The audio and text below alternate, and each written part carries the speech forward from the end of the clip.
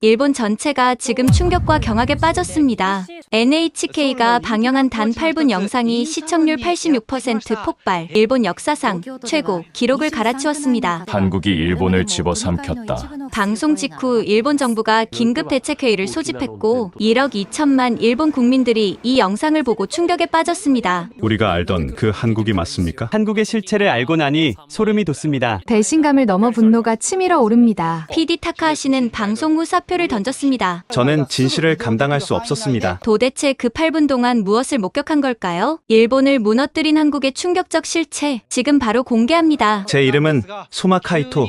JBC 방송국에서 24년째 다큐멘터리를 만들고 있습니다. 동료들은 저를 팩트 저격수라고 부릅니다. 불편한 진실을 파헤치는 데에 희열을 느끼는 제 성격 때문이었죠. 세상에 완벽한 것은 없다고 믿었고 화려한 이면에 감춰진 추악함을 드러내는 것이 저널리스트의 사명이라 생각했습니다. 그런 제게 한국이라는 나라는 완벽한 먹잇감이었습니다. 제가 보는 한국은 거대한 사기극이었습니다. 성형으로 만들어진 아이돌의 미소, 국뽕으로 조작된 역사, 대기업의 하청 쥐어짜기로 이뤄낸 경제 성장, 그 모든 것이 저에게는 역겨운 위선으로 보였습니다. 저는 주로 온라인 커뮤니티에서 한국에 대한 정보를 얻었습니다. 그곳에는 저와 같은 생각을 가진 사람들이 넘쳐났고 매일같이 한국에 민낯이라며 온갖 자극적인 증거들이 쏟아졌습니다. 확인되지 않은 사실들이었지만 저는 그것이 진실이라고 굳게 믿었습니다. 편견은 확신이 되었고 확신은 혐오로 자라났습니다. 제 혐오에 불을 지핀 것은 다름 아닌 제 외동딸 유나였습니다. 고등학생인 유나는 소위 말하는 한류 팬이었습니다. 방에는 이름도 외우기 힘든 아이돌의 브로마이드가 가득했고 주말이면 알아들을 수도 없는 한국 드라마를 보며 울고 웃었습니다. 저는 그런 딸의 모습이 한심하기 짝이 없었습니다. 유나, 그런 가짜들을 보고 있을 시간에 책이나 한 줄 더 읽어라. 아빠는 직접 본 적도 없으면서 왜 그렇게 단정해요? 이 사람들은 팬들에게 좋은 영향을 주기 위해 얼마나 노력하는데요. 노력? 20살도 안 된 애들이 나와서 춤추고 노래하는 게 무슨 사회에 좋은 영향을 준다는 거냐? 아빠는 정말 최악이야. 유나와의 대화는 언제나 이런 식의 싸움으로 끝났습니다. 딸은 제 편협함을 탓했고 저는 딸의 어리석음을 개탄했습니다. 갈등의 골은 점점 깊어졌고 유나는 아르바이트까지 하며 한국 팬미팅에 갈 돈을 모으기 시작했습니다. 그 모습을 보며 저는 결심했습니다. 내 딸의 눈을 가리고 있는 저 거대한 환상을 내 손으로 직접 깨부숴 주리라고. 그렇게 페이크 K, 가짜 한류의 민낯이라는 다큐멘터리 기획이 시작되었습니다. 저는 한국에 대해 부정적인 시각을 가진 스태프들로만 팀을 꾸렸습니다. 탈북자 인터뷰를 조작해 한국 사회의 비정함을 부각하고 서울의 가장 지저분한 빈민촌을 찾아가 K-방역의 허상을 고발할 계획이었습니다. K-팝 아이돌의 사생활을 폭로하기 위해 악의적인 루머를 퍼뜨리는 유튜버와도 접촉했습니다. 모든 준비는 완벽했습니다. 기획안을 올린 지 사흘 만에 편성국장에게서 연락이 왔습니다. 그의 목소리는 흥분으로 가득 차 있었습니다. 소마 PD, 이거야. 온통 한국을 찬양하는 방송들 사이에서 드디어 정신이 번쩍 들 만한 기획이 나왔군. 예산은 걱정 말고 제대로 터뜨려 보게. 국장의 전폭적인 지지를 얻어내자 세상을 다 가진 기분이었습니다. 제 신념이 틀리지 않았음을 증명받은 것 같았죠. 그날 저녁 저는 프로젝트 팀원인 류와 함께 단골 이자카야에서 축배를 들었습니다. 류는 제게 엄지를 치켜세우며 말했습니다. 선배님, 이번 프로젝트가 성공하면 방송계의 역사를 새로 쓰는 겁니다. 누구도 건드리지 못했던 판도라의 상자를 여는 거니까요. 저는 웃으며 잔을 비웠습니다. 취기가 오르자 딸 유나의 얼굴이 떠올랐습니다. 이 다큐가 방송되면 딸은 분명 제게 실망하고 상처받을 겁니다. 하지만 저는 그게 다 딸을 위한 길이라고 합리화했습니다. 거짓된 환상에서 벗어나 현실을 직시하게 해주는 것. 그것이야말로 아버지가 해야 할 일이라고 믿었습니다. 그날 밤, 저는 오랜만에 깊은 만족감을 느끼며 잠자리에 들 준비를 하고 있었습니다. 모든 것이 제 뜻대로 흘러가고 있었습니다. 제 커리어도, 제 신념도, 심지어 엇나가는 딸을 바로잡을 기회까지 모든 것이 완벽했습니다. 바로 그 순간이었습니다.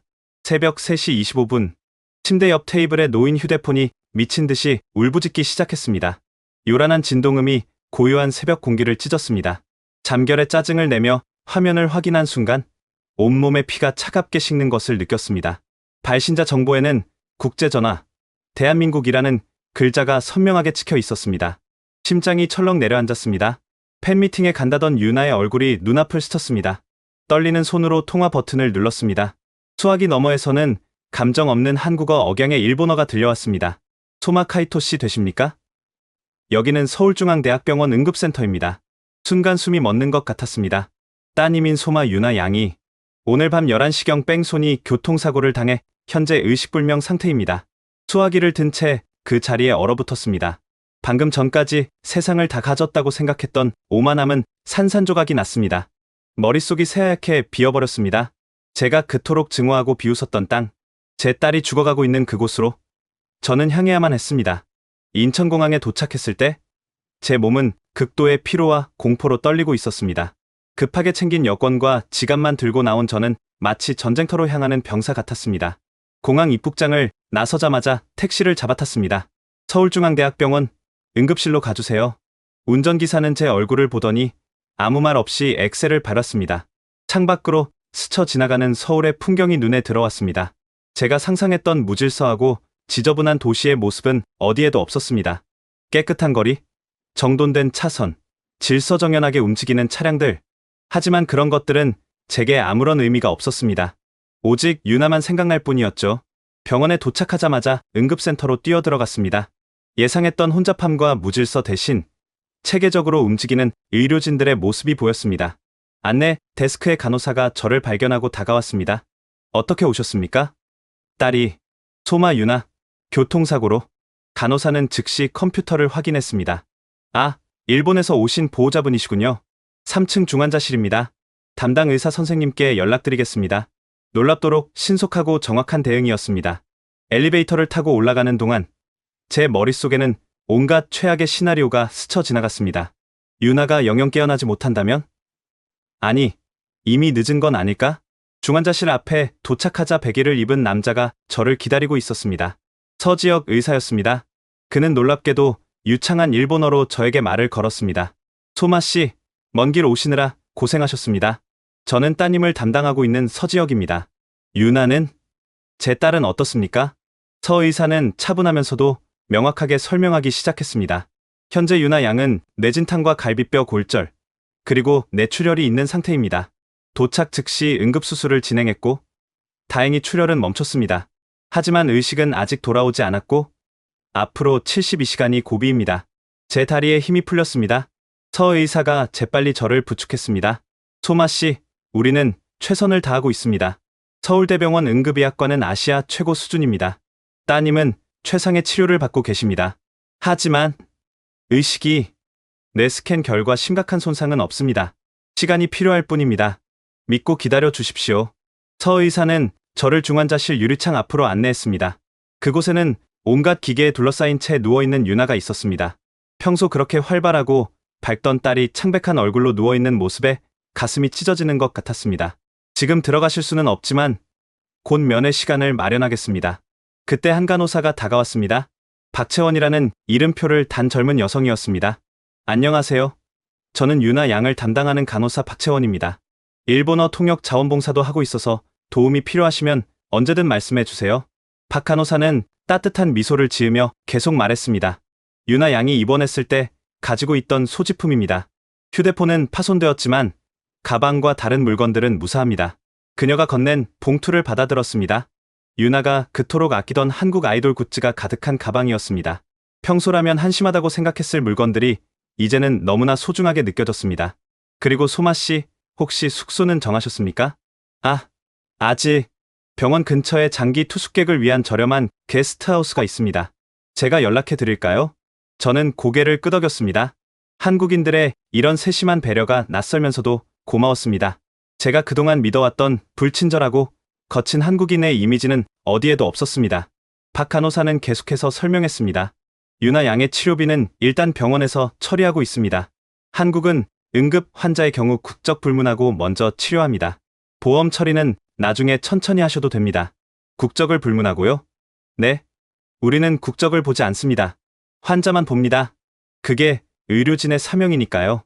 그 말에 저는 말문이 막혔습니다. 제가 그토록 비난했던 이 나라가 제 딸의 생명을 구하기 위해 아무런 조건 없이 최선을 다하고 있었습니다. 서 의사가 다시 다가왔습니다. 소마 씨, 혹시 따님이 평소 특별한 지병이나 알레르기가 있었습니까? 아니요, 건강했습니다. 감기도 잘 안 걸리는 아이였어요. 다행입니다. 그럼 회복 가능성이 더 높습니다. 참, 경찰분들이 오셨는데 만나보시겠습니까? 잠시 후 2명의 경찰이 왔습니다. 그중 한 명인 차강윤 경위가 자신을 소개했습니다. 안녕하세요. 저는 이 사건을 담당하는 차강윤입니다. 따님의 사고에 대해 설명드리겠습니다. 차 경위는 태블릿을 꺼내 CCTV 영상을 보여주었습니다. 유나 양은 횡단보도 파란불에 건너고 있었습니다. 가해 차량이 신호를 무시하고 과속으로 치고 도주했습니다. 100% 가해자 과실입니다. 범인은 잡았습니까? 네. 사고 발생 5시간 만에 검거했습니다. 음주운전이었고 현재 구속 상태입니다. 차 경위는 진지한 표정으로 말을 이었습니다. 소마 씨, 우리가 최선을 다해 가해자를 엄벌하겠습니다. 따님이 정의를 받을 수 있도록 끝까지 수사하겠습니다. 감사합니다. 그리고 이건 개인적인 말씀인데 유나 양을 위해 기도하겠습니다. 꼭 일어나실 겁니다. 차 경위가 떠난 후 저는 병원 로비 의자에 주저앉았습니다. 머릿속이 혼란스러웠습니다. 제가 상상했던 한국과 실제 한국이 너무나 달랐습니다. 체계적인 의료 시스템, 친절한 의료진, 신속한 경찰 대응. 이 모든 것이 제 편견과 정면으로 충돌하고 있었습니다. 병원 로비의 대형 TV에서는 뉴스가 흘러나오고 있었습니다. 한국어를 알아들을 수는 없었지만 화면에는 첨단 의료, 장비와 함께 일하는 의료진들의 모습이 비치고 있었습니다. 자막에는 K의료, 세계가 주목하다라는 영어가 보였습니다. 저는 유나의 가방을 열어보았습니다. 한국 아이돌의 포토카드, 응원봉, 펠레터를 쓰다만 노트. 평소에는 유치하다고 생각했던 것들이 이제는 딸의 소중한 흔적으로 느껴졌습니다. 노트 한 페이지에는 한글로 뭔가 적혀 있었습니다. 어설픈 필체였지만 유나가 얼마나 열심히 한국어를 공부했는지 알 수 있었습니다. 오늘도 행복한 하루 보내세요. 사랑해요. 딸이 누구에게 쓰려고 했던 말인지는 모르겠지만 그 순수한 마음이 가슴을 울렸습니다. 밤이 깊어갔습니다. 병원은 24시간 불이 꺼지지 않았고 의료진들은 쉬지 않고 움직였습니다. 새벽 2시 박 간호사가 커피를 들고 왔습니다. 소마 씨, 커피 한 잔 하세요. 오늘 밤은 길 것 같으니까요. 왜 이렇게 친절하신 겁니까? 박 간호사는 잠시 생각하더니 대답했습니다. 유나 양 나이 또래의 동생이 있어요. 그 아이도 일본 애니메이션을 좋아해요. 국경 너머로 서로의 문화를 사랑하는 젊은이들을 보면 우리가 결국 하나라는 생각이 들어요. 그녀의 말에 저는 아무런 대답도 할 수 없었습니다. 제가 그토록 경멸했던 이 나라 사람들이 제 딸을 자신의 가족처럼 돌보고 있었습니다. 새벽 4시, 서 의사가 다시 찾아왔습니다. 소마 씨, 유나 양의 상태가 조금 안정되었습니다. 잠시 들어가서 손을 잡아주셔도 됩니다. 환자들은 무의식 중에도 가족의 목소리를 듣는다고 합니다. 저는 떨리는 마음으로 중환자실에 들어갔습니다. 유나의 작은 손을 잡았습니다. 차갑고 창백한 손이었지만 분명 살아있었습니다. 유나야, 아빠야. 미안해. 정말 미안해. 눈물이 멈추지 않았습니다. 제가 그토록 비난했던 한국 땅에서 제 딸이 죽어가고 있었습니다. 그리고 제가 그토록 무시했던 한국 사람들이 제 딸을 살리기 위해 밤을 새우고 있었습니다. 이 얼마나 아이러니한 상황인가요? 제 편견의 성이 무너지는 소리가 들렸습니다. 첫 번째 균열이 생긴 것입니다. 그리고 그 균열 사이로 제가 미쳐보지 못했던 진실의 빛이 새어 들어오기 시작했습니다. 다음날 아침, 저는 지친 몸을 이끌고 병원 밖으로 나왔습니다. 밤새 한숨도 못 잔 채 유나 곁을 지켰지만 아직 의식은 돌아오지 않았습니다. 아무것도 먹지 못한 탓에 어지러웠고 뭐라도 먹어야 했습니다. 병원 근처 작은 식당이 눈에 들어왔습니다. 미자 할머니네라는 간판이 걸린 허름한 가게였습니다. 식당 안에는 나이 지긋한 할머니 한 분이 계셨습니다. 오미자 할머니였습니다. 할머니는 저를 보자마자 따뜻하게 맞아주셨습니다. 어서 오세요. 뭐 드릴까요? 저는 메뉴판을 가리키며 아무거나 달라는 손짓을 했습니다. 할머니는 제 얼굴을 자세히 보시더니 물으셨습니다. 일본 사람이에요? 네. 병원에 일이 있나 봐요. 얼굴이 많이 상했네. 저는 고개만 끄덕였습니다. 말을 하면 또 눈물이 날 것 같았습니다. 할머니는 아무 말 없이 주방으로 들어가셨습니다. 잠시 후 김이 모락모락 나는 된장찌개와 갓 지은 밥, 그리고 여러 가지 반찬이 나왔습니다. 많이 드세요. 힘들 때일수록 잘 먹어야 해요. 된장찌개를 한 숟가락 떠먹는 순간 뜨거운 것이 목구멍을 타고 내려갔습니다. 음식이 아니라 위로였습니다. 어머니가 해주던 된장국 맛과 비슷했습니다. 맛있게 드시네. 다행이야. 할머니는 제 옆에 앉으셨습니다. 병원에 가족이 입원했나 봐요. 딸이 교통사고를. 아이고, 얼마나 걱정이 되겠어. 할머니는 제 어깨를 토닥이셨습니다. 낯선 나라, 낯선 사람의 손길이었지만 그 온기가 너무나 따뜻했습니다. 우리 손자도 작년에 큰 수술을 받았어요. 그때 얼마나 무서웠는지. 근데 다 나았어요. 의사 선생님들이 정말 최고예요. 딸도 꼭 나을 거예요. 저는 밥을 다 먹고 계산을 하려고 지갑을 꺼냈습니다. 하지만 할머니는 손사래를 치셨습니다. 안 받아요. 딸 걱정에 밥도 제대로 못 먹었을 텐데. 이거라도 든든하게 먹어야지. 하지만 내 손자 수술할 때도 많은 사람들이 도와줬어요. 이제 내가 도와줄 차례예요. 할머니는 도시락 하나를 더 싸주셨습니다. 병원에서 먹어요. 거기 밥은 맛없잖아. 저는 감사 인사도 제대로 못하고 눈물만 흘렸습니다. 왜 이렇게 친절한 건지, 왜 아무 대가도 바라지 않는 건지 이해할 수 없었습니다. 병원으로 돌아가는 길에 전화가 울렸습니다. 차강윤 경위였습니다. 소마 씨, 지금 병원에 계신가요? 잠시 뵙고 싶은데요. 30분 후, 차경위가 병원 로비로 왔습니다. 그는 비번임에도 불구하고 사복 차림으로 왔습니다. 오늘은 비번인데 유나 양이 걱정되어서 들렀습니다. 비번인데요? 제가 이 사건 담당이니까요.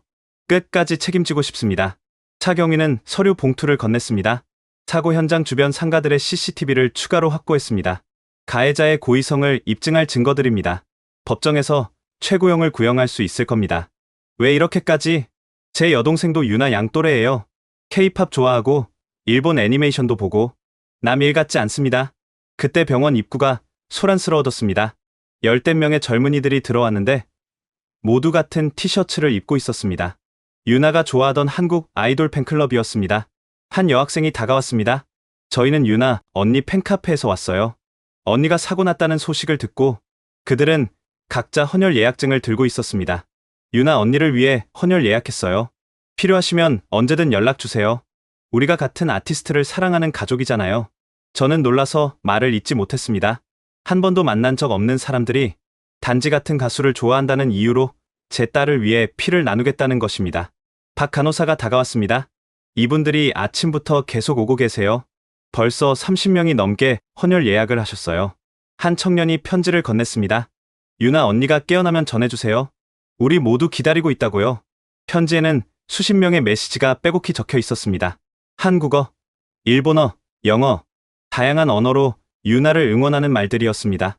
유나야 힘내. 우리가 있잖아. 빨리 나와서 또 콘서트에서 만나자.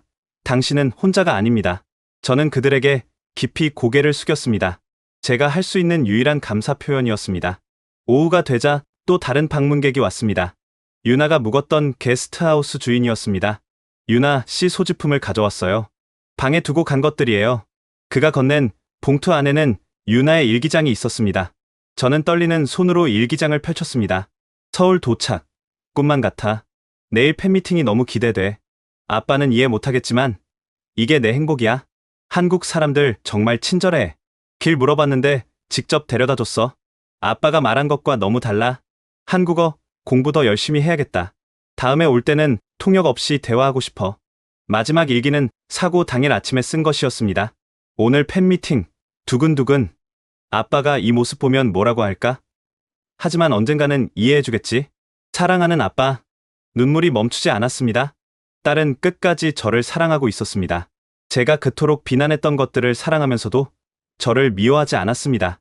저녁이 되자 서 의사가 찾아왔습니다. 소마 씨, 좋은 소식이 있습니다. 유나 양의 뇌압이 안정되고 있습니다. 아직 의식은 없지만 회복의 신호입니다. 정말입니까? 네. 그리고 내일 재활의학과 김 교수님이 진료를 보실 예정입니다. 한국 최고의 전문가십니다. 희망이 보이기 시작했습니다. 제가 그토록 무시했던 이 나라가 제 딸에게 최고의 치료를 제공하고 있었습니다. 밤이 깊어졌습니다. 저는 병원 옥상에 올라갔습니다. 서울의 야경이 한눈에 들어왔습니다. 화려한 불빛들, 쉴 새 없이 움직이는 도시. 제가 가짜라고 비난했던 이 도시가 지금은 제 딸을 품고 있었습니다. 제 편견이 얼마나 어리석었는지 깨닫기 시작했습니다. 제가 증오했던 것은 한국이 아니라 제 무지와 편견이 만들어낸 허상이었습니다. 그리고 이제 그 허상의 벽에 두 번째, 세 번째 균열이 생기고 있었습니다. 셋째 날 아침, 저는 유나의 태블릿 PC를 켰습니다. 화면 잠금이 없었습니다. 딸은 늘 그랬습니다. 숨길 것이 없다며 모든 것을 열어두는 아이였죠. 저는 망설이다가 사진첩을 열었습니다. 그곳에는 제가 전혀 몰랐던 유나의 세상이 펼쳐져 있었습니다. 첫 번째 폴더는 나의 천국이라는 이름이었습니다. 한국 아이돌과 찍은 셀카, 콘서트 영상, 팬미팅 사진들. 유나의 얼굴은 그 어느 때보다 행복해 보였습니다. 제가 집에서 보던 우울한 표정과는 전혀 달랐습니다. 한 장의 사진이 특히 눈에 띄었습니다. 작년 도쿄 콘서트에서 찍은 것이었는데 유나가 다른 팬들과 함께 플래카드를 들고 있었습니다. 당신들이 우리의 빛이라고 적혀 있었죠. 사진 속 유나의 눈은 반짝이고 있었습니다. 제가 본 적 없는 생기 넘치는 눈빛이었습니다. 또 다른 사진에는 유나가 직접 만든 응원 도구들이 있었습니다. 수십 시간을 들여 만들었을 정성스러운 작품들. 제가 쓸데없는 지지라고 무시했던 것들이 실은 딸의 사랑과 헌신의 결과물이었습니다. 두 번째 폴더는 한국어 공부였습니다. 빼곡하게 적힌 한글 노트 사진들, 발음 연습 녹음 파일, 한국 친구들과 주고받은 메시지. 유나는 독학으로 한국어를 배우고 있었습니다. 그것도 상당한 수준이었죠. 노트를 자세히 보니 체계적인 학습 계획이 세워져 있었습니다. 월요일 단어 30개 암기, 화요일 문법 일과, 수요일 한국 드라마 자막 없이 보기, 목요일 한국 친구와 화상 통화, 금요일 일기 쓰기, 한글로 쓴 일기도 있었습니다. 서툰 글씨체였지만 내용은 진심으로 가득했습니다. 오늘은 한국어로 처음 전화 주문을 했다. 떨렸지만 성공했다. 식당 아주머니가 한국어 잘한다고 칭찬해 주셨다. 너무 기뻤다. 드디어 좋아하는 노래 가사를 다 알아들었다. 번역기 없이도 이해할 수 있다는 게 신기하다. 더 열심히 공부해야겠다. 한국 친구 수진이가 내 한국어가 많이 늘었다고 했다. 다음에 만나면 통역 없이 대화하고 싶다. 세 번째 폴더를 열었을 때 저는 충격을 받았습니다. 아빠와 화해하기 프로젝트라는 제목이었습니다. 그 안에는 제가 쓴 기사들, 방송 클립, 그리고 그것들에 대한 유나의 메모가 있었습니다. 아빠는 왜 한국을 싫어할까? 이유를 찾아보자. 할아버지 세대의 역사적 갈등이 영향을 준 것 같다. 아빠가 접하는 정보가 편향된 것 같다. 온라인 커뮤니티 글들이 대부분 가짜 뉴스다. 아빠도 직접 보면 생각이 바뀔 텐데. 언젠가 아빠와 함께 한국에 오고 싶다. 유나는 제 글과 방송을 모두 분석했습니다. 어디서 잘못된 정보를 얻었는지, 왜 그런 결론에 이르렀는지 하나하나 검토한 흔적이 있었습니다. 딸은 저를 비난하지 않고 이해하려 했습니다. 아빠가 인용한 통계는 2008년 자료다. 지금과는 완전히 다르다. 이 사진은 조작된 것이다. 원본을 찾아봤더니 전혀 다른 내용이었다. 아빠가 인터뷰한 사람은 극우 성향으로 유명한 사람이다. 객관적이지 않다. 더 충격적인 발견은 그 다음이었습니다. 유나가 가입한 한국 팬클럽 카페에 올린 글들이었습니다. 한국어와 일본어를 섞어 쓴 긴 글이었는데 번역 앱을 돌려 읽어보니 이런 내용이었습니다. 우리 아빠는 한국을 싫어해요. PD인데 한국을 비판하는 프로그램만 만들어요. 저는 그게 너무 슬퍼요. 아빠가 제가 사랑하는 것들을 미워하니까요. 하지만 저는 아빠를 미워하지 않아요. 아빠는 좋은 사람이에요. 단지 잘못 알고 있을 뿐이에요. 언젠가는 진실을 알게 될 거예요. 댓글들이 수십 개 달려 있었습니다. 놀랍게도 대부분이 유나를 위로하고 저를 이해하려는 내용이었습니다. 언니 힘내요. 우리 부모님도 처음엔 일본 싫어했는데 지금은 좋아해요. 시간이 해결해 줄 거예요. 사랑으로 기다려요. 아버님도 언젠가는 알게 되실 거예요. 우리가 서로를 아는 것처럼 편견은 무지에서 오는 거잖아요. 아버님이 한국을 직접 경험하시면 달라질 거예요. 한 댓글이 특히 눈에 띄었습니다. 제 할머니가 일제강점기 때 일본인 선생님께 한글을 배웠대요. 그 선생님은 조선 아이들을 차별하지 않고 똑같이 가르쳐 주셨다고 해요. 모든 일본인이 나쁜 건 아니었다고 하셨어요. 언니 아빠도 분명 좋은 분이실 거예요. 단지 아직 기회가 없었을 뿐이에요. 다른 폴더를 열어보니 한국 친구들이라는 제목이었습니다. 온라인으로 만난 한국 친구들과의 대화 기록이었습니다. 수진이라는 친구와의 대화가 인상적이었습니다. 수진 언니, 이번 주말에 명동 갈래요? 유나 가고 싶은데 아빠가 반대하실 거야. 수진 언니, 아빠 정말 엄격하시네요. 유나 아빠는 한국이 위험하다고 생각해. 나쁜 사람들만 있다고. 수진 정말요? 그럼 저도 나쁜 사람인가요? 크크크 유나 아냐. 넌 정말 좋은 친구야. 아빠가 널 만나면 생각이 바뀔 텐데. 수진 언젠가 꼭 만나서 인사드리고 싶어요. 한국이 좋은 나라라는 걸 보여드리고 싶어요. 또 다른 대화. 민준 유나 누나. 한국어 정말 많이 늘었어요. 유나 정말? 아직 부족한데 민준 아니에요. 한국 사람보다 문법이 정확해요. 유나 한국 친구들이랑 더 많이 이야기하고 싶어서 열심히 공부했어. 민준 누나 덕분에 저도 일본어 공부 시작했어요. 유나 진짜? 우와, 민준. 네. 서로의 언어를 배우면 더 가까워질 수 있잖아요. 저는 태블릿을 내려놓고 한참을 울었습니다. 제가 증오를 퍼뜨리는 동안 유나는 사랑을 나누고 있었습니다. 제가 벽을 쌓는 동안 유나는 다리를 놓고 있었습니다. 다음 폴더는 봉사활동이었습니다. 유나가 한국 팬들과 함께 참여한 봉사활동 사진들이 가득했습니다. 사랑의 연탄 나눔 행사에 참여한 사진이 있었습니다. 유나는 다른 팬들과 함께 연탄을 나르고 있었습니다. 얼굴에는 연탄 검댕이가 묻어 있었지만 그 어느 때보다 행복해 보였습니다. 행사 후기도 있었습니다. 오늘 정말 뜻깊은 하루였다. 할머니 할아버지들이 고맙다고 하실 때 눈물이 날 뻔했다. 작은 도움이지만 누군가에게 온기가 될 수 있다는 게 기쁘다. 한국 친구들과 함께해서 더 의미 있었다. 독거노인 도시락 배달 봉사 사진도 있었습니다. 유나는 정성스럽게 포장된 도시락을 들고 환하게 웃고 있었습니다. 할아버지가 일본에서 왔다고 하니까 젊었을 때 일본 여행 갔던 이야기를 해주셨다. 좋은 추억이 많다고 하셨다. 앞으로도 계속 오고 싶다. 보육원 방문 사진도 있었습니다.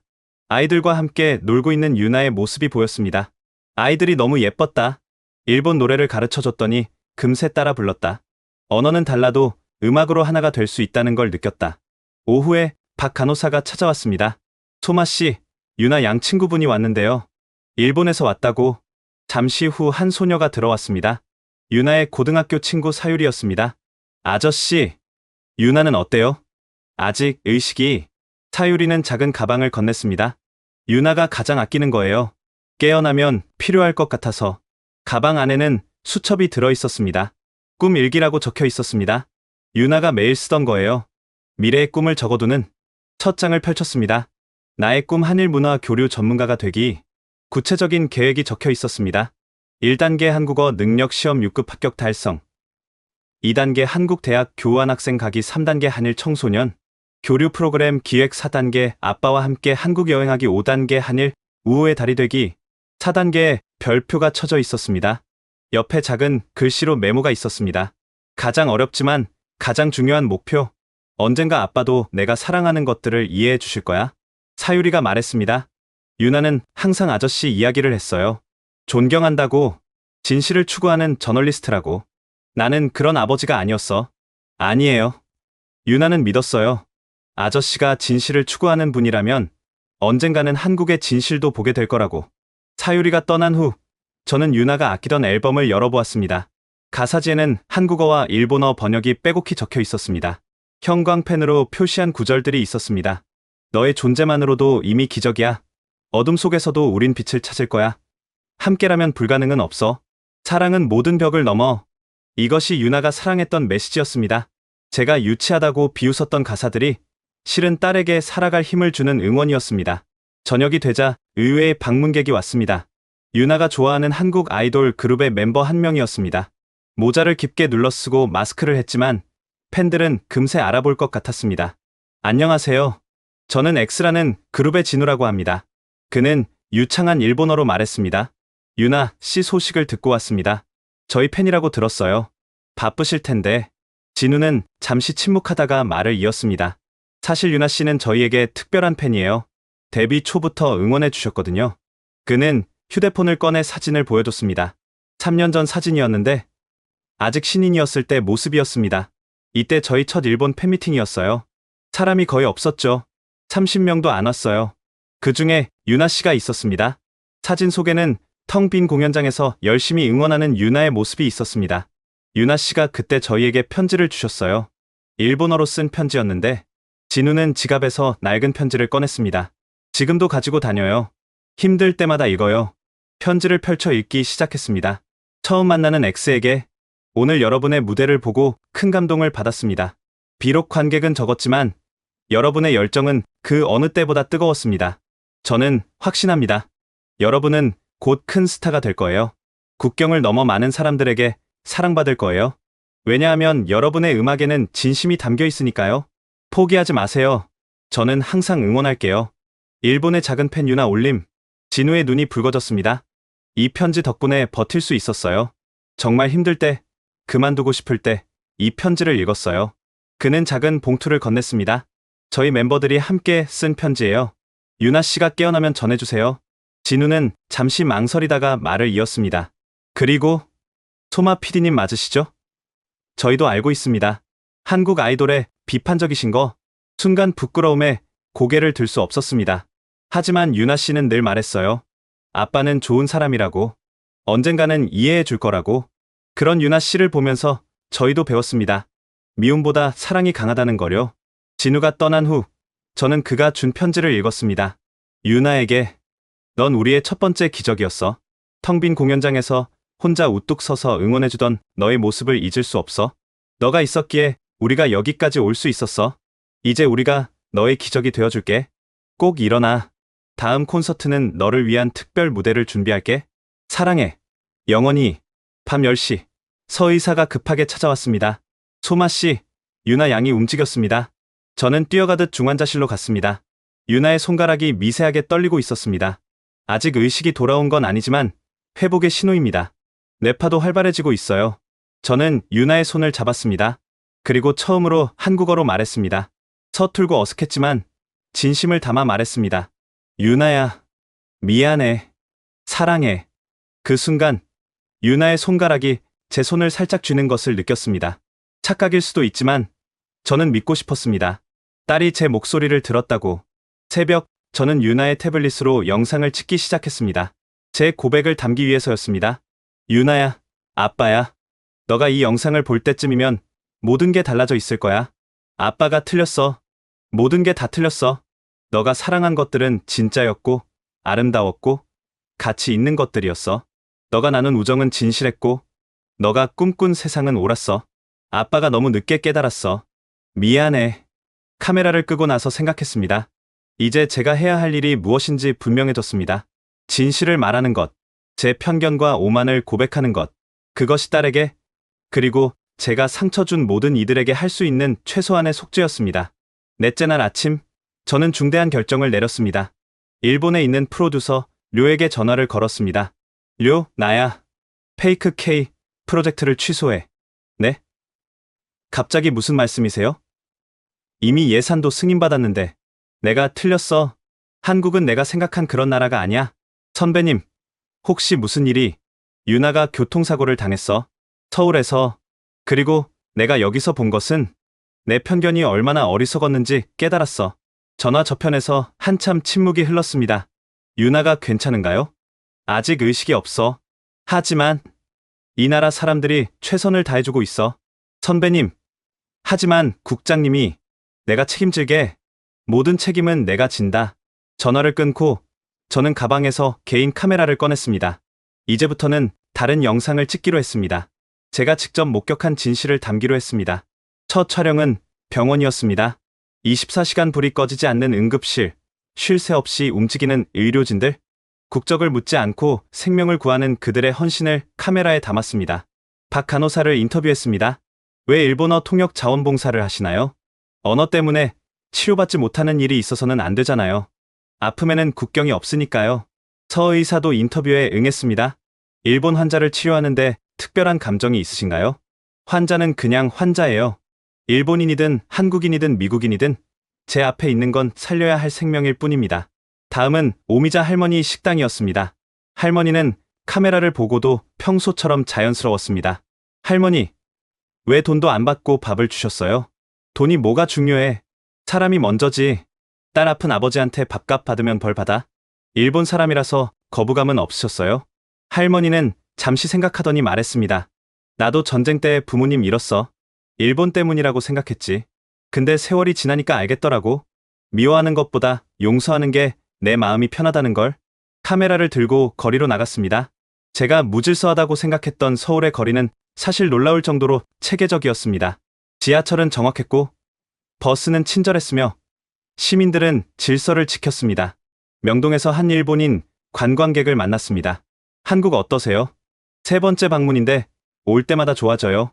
사람들도 친절하고 물건도 품질이 좋고 일본이 배워야 할 점이 많아요. 이태원의 국제거리도 촬영했습니다. 다양한 국적의 사람들이 어울려 있었습니다. 한국은 더 이상 폐쇄적인 나라가 아니었습니다.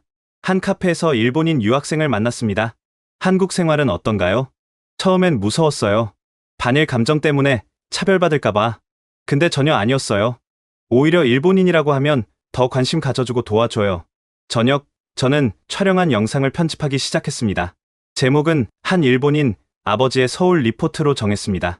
영상 첫 부분에 제 고백을 넣었습니다. 저는 한국을 미워했습니다. 아니, 미워한다고 믿었습니다. 하지만 제가 미워한 것은 실체 없는 환상이었습니다. 진짜 한국은 달랐습니다. 따뜻했고 역동적이었으며 무엇보다 인간적이었습니다. 편집을 하다가 문득 떠오른 게 있었습니다. 제가 운영하던 온라인 커뮤니티였습니다. 진실의 방패라는 이름에 반한 커뮤니티. 거기에 글을 올렸습니다. 여러분, 저는 지금 서울에 있습니다. 딸이 사고를 당해서 왔습니다. 그리고 제가 여기서 본 것은 우리가 알던 한국이 아니었습니다. 우리가 틀렸습니다. 저부터 틀렸습니다. 곧바로 댓글이 달렸습니다. 배신자, 친한파로 전향했나? 돈 받았구나. 예상했던 반응이었습니다. 과거의 저도 그랬을 테니까요. 하지만 몇몇은 달랐습니다. 저도 한국 가봤는데 정말 달랐어요. 용기 내줘서 고마워요. 진실을 말해줘서 감사합니다. 밤 11시, 갑자기 병실이 소란스러워졌습니다. 간호사들이 뛰어다니기 시작했습니다. 유나 양이 눈을 떴어요. 저는 모든 것을 놓고 중환자실로 뛰어갔습니다. 유리창 너머로 유나가 보였습니다. 눈을 뜨고 있었습니다. 비록 초점은 흐렸지만 분명 깨어 있었습니다. 서 의사가 나왔습니다. 축하합니다. 의식을 회복했습니다. 아직 말은 못하지만 곧 가능할 겁니다. 들어가도 됩니까? 잠시만 기다려주세요. 안정시킨 후에 30분 후 드디어 유나 곁에 갈 수 있었습니다. 딸의 눈이 저를 향했습니다. 눈물이 고여 있었습니다. 유나야, 아빠야, 미안해. 유나가 힘겹게 입을 열었습니다. 거의 들리지 않는 목소리였지만 분명히 들렸습니다. 아빠, 사랑해요. 저는 유나의 손을 잡고 울었습니다. 오미자 할머니, 박 간호사, 서 의사, 차 경위, 그리고 이름도 모르는 수많은 한국인들에게 감사했습니다. 그들이 제 딸을 살려주었습니다. 그날 밤, 저는 영상 편집을 마무리했습니다. 마지막 장면은 이렇게 끝났습니다. 저는 괴물을 찍으러 왔다가 천사를 만났습니다. 증오를 품고 왔다가 사랑을 배웠습니다. 이것이 제가 서울에서 발견한 진실입니다. 유나가 의식을 회복한 다음 날, 일본에서 전화가 왔습니다. JBC 편성국장이었습니다. 소마, 무슨 짓을 한 거야? 프로젝트를 일방적으로 취소하다니. 죄송합니다. 하지만 저는 거짓을 방송할 수 없습니다. 거짓? 우리가 원한 건 한국의 실체야. 제가 여기서 본 실체는 우리가 생각한 것과 전혀 달랐습니다. 그래서 뭘 어쩌겠다는 거야? 진실을 방송하고 싶습니다. 제가 직접 촬영한 영상이 있습니다. 국장은 잠시 침묵했습니다. 너 정말 미쳤구나. 그런 거 방송하면 너의 커리어는 끝이야. 알고 있습니다. 좋아. 그럼 끝까지 가보자고. 넌 해고야. 전화가 끊겼습니다. 24년간의 방송 생활이 끝난 순간이었습니다. 하지만 이상하게도 후회는 없었습니다. 오히려 홀가분했습니다. 이제 거짓말을 하지 않아도 되니까요. 그때 료에게서 메시지가 왔습니다. 선배님, 무슨 일이 있었습니까? 국장님이 난리가 나셨는데. 저는 료에게 전화를 걸었습니다. 료, 나는 해고됐어. 네. 왜요? 프로젝트를 취소했거든. 한국의 진실을 봤어. 선배님, 료, 너한테 부탁이 있어. 내가 찍은 영상이 있는데 편집 좀 도와줄 수 있겠니? 료는 한참 침묵하다가 말했습니다. 선배님이 찍은 거라면 진실이겠죠? 응, 내가 직접 본 것들이야. 보내주세요. 제가 편집해드릴게요. 뜻밖의 지원군이었습니다. 료는 제 후배 중에서도 가장 실력이 좋은 편집자였습니다. 저는 료에게 지금까지 찍은 모든 영상을 보냈습니다. 병원의 24시간, 오미자 할머니의 식당, 헌혈하는 팬들, 유나를 위해 기도하는 사람들, 있는 그대로 편집해줘. 조작하지 말고, 과장하지 말고. 알겠습니다. 그런데 선배님, 이거 어디에 공개할 건가요? 방송국은 이제 유튜브에 올릴 거야. 개인 채널에. 반응이 안 좋을 텐데. 상관없어. 한 명이라도 진실을 알게 된다면 그걸로 충분해. 그날 오후, 유나가 처음으로 제대로 말을 했습니다. 아빠, 왜 여기 있어요? 방송국은? 아빠는 이제 방송국 안 가. 너랑 있을 거야. 프로젝트는요? 한국 비판 다큐. 유나는 알고 있었습니다. 제가 무엇을 준비했는지. 취소했어. 아빠가 틀렸어. 미안해. 유나의 눈에서 눈물이 흘렀습니다. 아빠, 정말이에요? 응. 아빠가 이제 진실을 알았어. 너가 사랑한 게 뭔지도 알았고. 유나는 힘겹게 웃었습니다. 그 미소가 너무나 아름다웠습니다. 아빠, 해고됐어요? 응. 하지만 괜찮아. 오히려 자유로워졌어. 미안해요. 쟤 때문에. 아니야. 아빠 때문이야. 아빠가 눈이 멀어 있었어. 그때 박 간호사가 들어왔습니다. 소마 씨, 방문객이 오셨는데요. 일본 방송 관계자라고. 잠시 후 낯선 남자가 들어왔습니다. 명함을 건넸는데 TV 아사히의 프로듀서였습니다.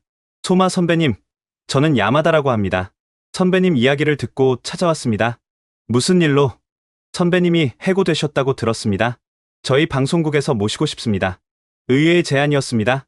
하지만 저는 한국을 비판하는 방송은 만들지 않습니다. 알고 있습니다. 오히려 그래서 모시고 싶은 겁니다. 진실을 추구하는 PD가 필요합니다. 야마다 씨는 계속 말했습니다. 사실 저도 한국에 대한 편견이 있었습니다. 하지만 작년에 한국 여행을 다녀온 후 생각이 완전히 바뀌었습니다. 선배님처럼 진실을 본 거죠. 그래서 한일 관계 개선을 위한 프로그램을 만들고 싶습니다. 선배님이 도와주신다면 가능할 것 같습니다. 저는 고민했습니다. 하지만 지금 당장 중요한 건 유나였습니다. 감사합니다. 하지만 지금은 딸이 먼저입니다. 나중에 연락드리겠습니다. 야마다 씨가 떠난 후 저는 다시 편집 작업에 집중했습니다. 저녁, 서 의사가 찾아왔습니다. 소마 씨, 유나 양 회복 속도가 놀랍습니다. 일주일 안에 일반 병실로 옮길 수 있을 것 같습니다. 정말입니까? 네. 그런데 재활이 중요합니다. 한국에 좋은 재활 병원이 있는데 고려해 보시겠어요? 네. 당연히. 감사합니다. 서 의사가 떠나려다가 돌아섰습니다. 소마 씨, 혹시 그 영상 저도 볼 수 있을까요? 간호사들이 이야기하는 걸 들었는데. 아, 네. 물론입니다. 저는 편집 중인 영상을 보여드렸습니다. 30분 정도 분량이었는데 서 의사는 조용히 끝까지 봤습니다. 감동적이네요. 이런 시각으로 한국을 봐주셔서 감사합니다. 제가 감사하죠. 딸을 살려주셔서. 한 가지 제안이 있는데요. 이 영상에 의료진 인터뷰도 넣으면 어떨까요? 우리가 왜 국경 없이 환자를 치료하는지. 좋은 아이디어였습니다. 저는 즉시 카메라를 들었습니다. 서 의사님, 일본 환자를 치료하는데 특별한 감정이 있으신가요? 서 의사는 잠시 생각하더니 말했습니다. 저희 할아버지가 6.25 전쟁 때 군의관이셨어요. 한 번은 부상당한 중국군 포로를 치료하셨대요. 적이었지만 의사로서 생명을 구해야 한다고 하셨죠. 그때 할아버지가 하신 말씀이 있어요. 의사에게 적은 질병이지 환자가 아니다. 그 정신을 이어받으신 거네요. 네. 국적이 뭐든 과거가 어떻든 제 앞에 환자는 살려야 할 생명입니다. 그게 의사의 사명이죠. 인터뷰를 마치고 병실로 돌아왔을 때 유나가 깨어 있었습니다. 아빠, 뭐 하고 있었어요? 영상 만들고 있어. 한국의 진실을 담은 영상. 정말요? 저도 보고 싶어요. 저는 유나에게 편집 중인 영상을 보여줬습니다. 유나는 눈물을 흘리며 봤습니다. 아빠, 이게 제가 사랑한 한국이에요. 아빠가 드디어 봤네요. 응. 아빠가 너무 늦었지? 아니에요. 지금이라도 봐주셔서 감사해요. 그날 밤, 료가 편집을 마친 영상을 보냈습니다. 42분짜리 영상이었습니다. 제목은 제가 정한 대로였습니다. 혐오로 시작된 나의 서울 리포트 한 일본인 아버지의 고백. 영상은 이렇게 시작했습니다. 저는 한국을 파괴하러 왔습니다. 하지만 한국이 저를 구원했습니다. 제 딸의 생명을 구했고 제 영혼을 구했습니다. 병원, 거리, 사람들, 그리고 유나의 이야기가 차례로 펼쳐졌습니다. 조작 없는 날 것의 진실이었습니다. 중간 부분에는 제 고백이 들어갔습니다. 저는 24년간 방송을 하면서 단 한 번도 제가 틀렸다고 생각한 적이 없습니다. 하지만 한국에서 저는 완전히 무너졌습니다. 제가 알던 모든 것이 거짓이었습니다. 제가 믿던 모든 것이 편견이었습니다. 영상 후반부에는 유나의 이야기가 나왔습니다. 한국을 사랑했던 딸, 그리고 그런 딸을 이해하지 못했던 아버지의 이야기. 제 딸은 제게 가르쳐줬습니다. 사랑이 증오보다 강하다는 것을, 이해가 편견보다 아름답다는 것을. 저는 이제야 깨달았습니다. 마지막 장면은 유나와 제가 손을 잡고 있는 모습이었습니다. 내레이션이 흘렀습니다. 증오는 무지에서 나옵니다. 이해는 경험에서 나옵니다. 저는 이제 압니다. 우리가 서로를 미워할 이유가 없다는 것을, 우리가 서로를 사랑해야 할 이유는 무한하다는 것을. 새벽 3시, 저는 영상을 유튜브에 업로드했습니다. 공개 설정으로 댓글창을 열어두고 모든 비판을 받아들일 준비를 했습니다. 제목 아래 설명란에 이렇게 적었습니다. 이 영상으로 인해 저는 24년간 몸담았던 방송국에서 해고됐습니다. 하지만 후회하지 않습니다. 처음으로 진실을 말했으니까요. 제 딸 유나는 현재 서울의 병원에서 회복 중입니다. 한국의 의료진과 시민들 덕분에 생명을 구했습니다. 이 자리를 빌려 깊은 감사를 전합니다. 업로드 버튼을 누르는 순간 24년간의 거짓된 신념이 완전히 무너졌습니다. 그리고 새로운 진실이 시작되었습니다. 아침에 일어나 보니 놀라운 일이 벌어져 있었습니다. 조회수 10만, 댓글 1000개. 처음엔 비난이 많을 거라 예상했지만 댓글을 읽어보니 달랐습니다. 용기 있는 고백 감사합니다. 저도 편견을 반성하게 됐습니다. 딸이 빨리 회복되길 기도합니다. 이게 진정한 저널리즘이다. 24년. 경력을 버리고 진실을 택한 당신이 진정한 PD입니다. 한국어 댓글도 많았습니다. 일본인의 솔직한 고백에 감동받았습니다. 유나 양 힘내세요. 소마 씨 같은 분이 있어서 한일 관계에 희망이 있습니다. 과거는 과거일 뿐 우리는 미래를 함께 만들어가야 합니다. 그중 한 댓글이 제 눈길을 끌었습니다.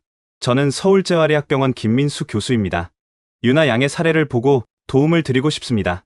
최신 재활치료법이 있는데 효과가 좋을 것 같습니다. 연락 주세요. 김민수 교수의 댓글을 본 순간 저는 즉시 연락을 드렸습니다. 다음날 아침 서울재활의학병원에서 만나기로 약속이 잡혔습니다. 김민수 교수는 50대 초반의 온화한 인상을 가진 분이었습니다. 놀랍게도 그는 일본어를 유창하게 구사했습니다. 소마 씨, 영상 정말 감명 깊게 봤습니다. 용기 있는 고백이었어요.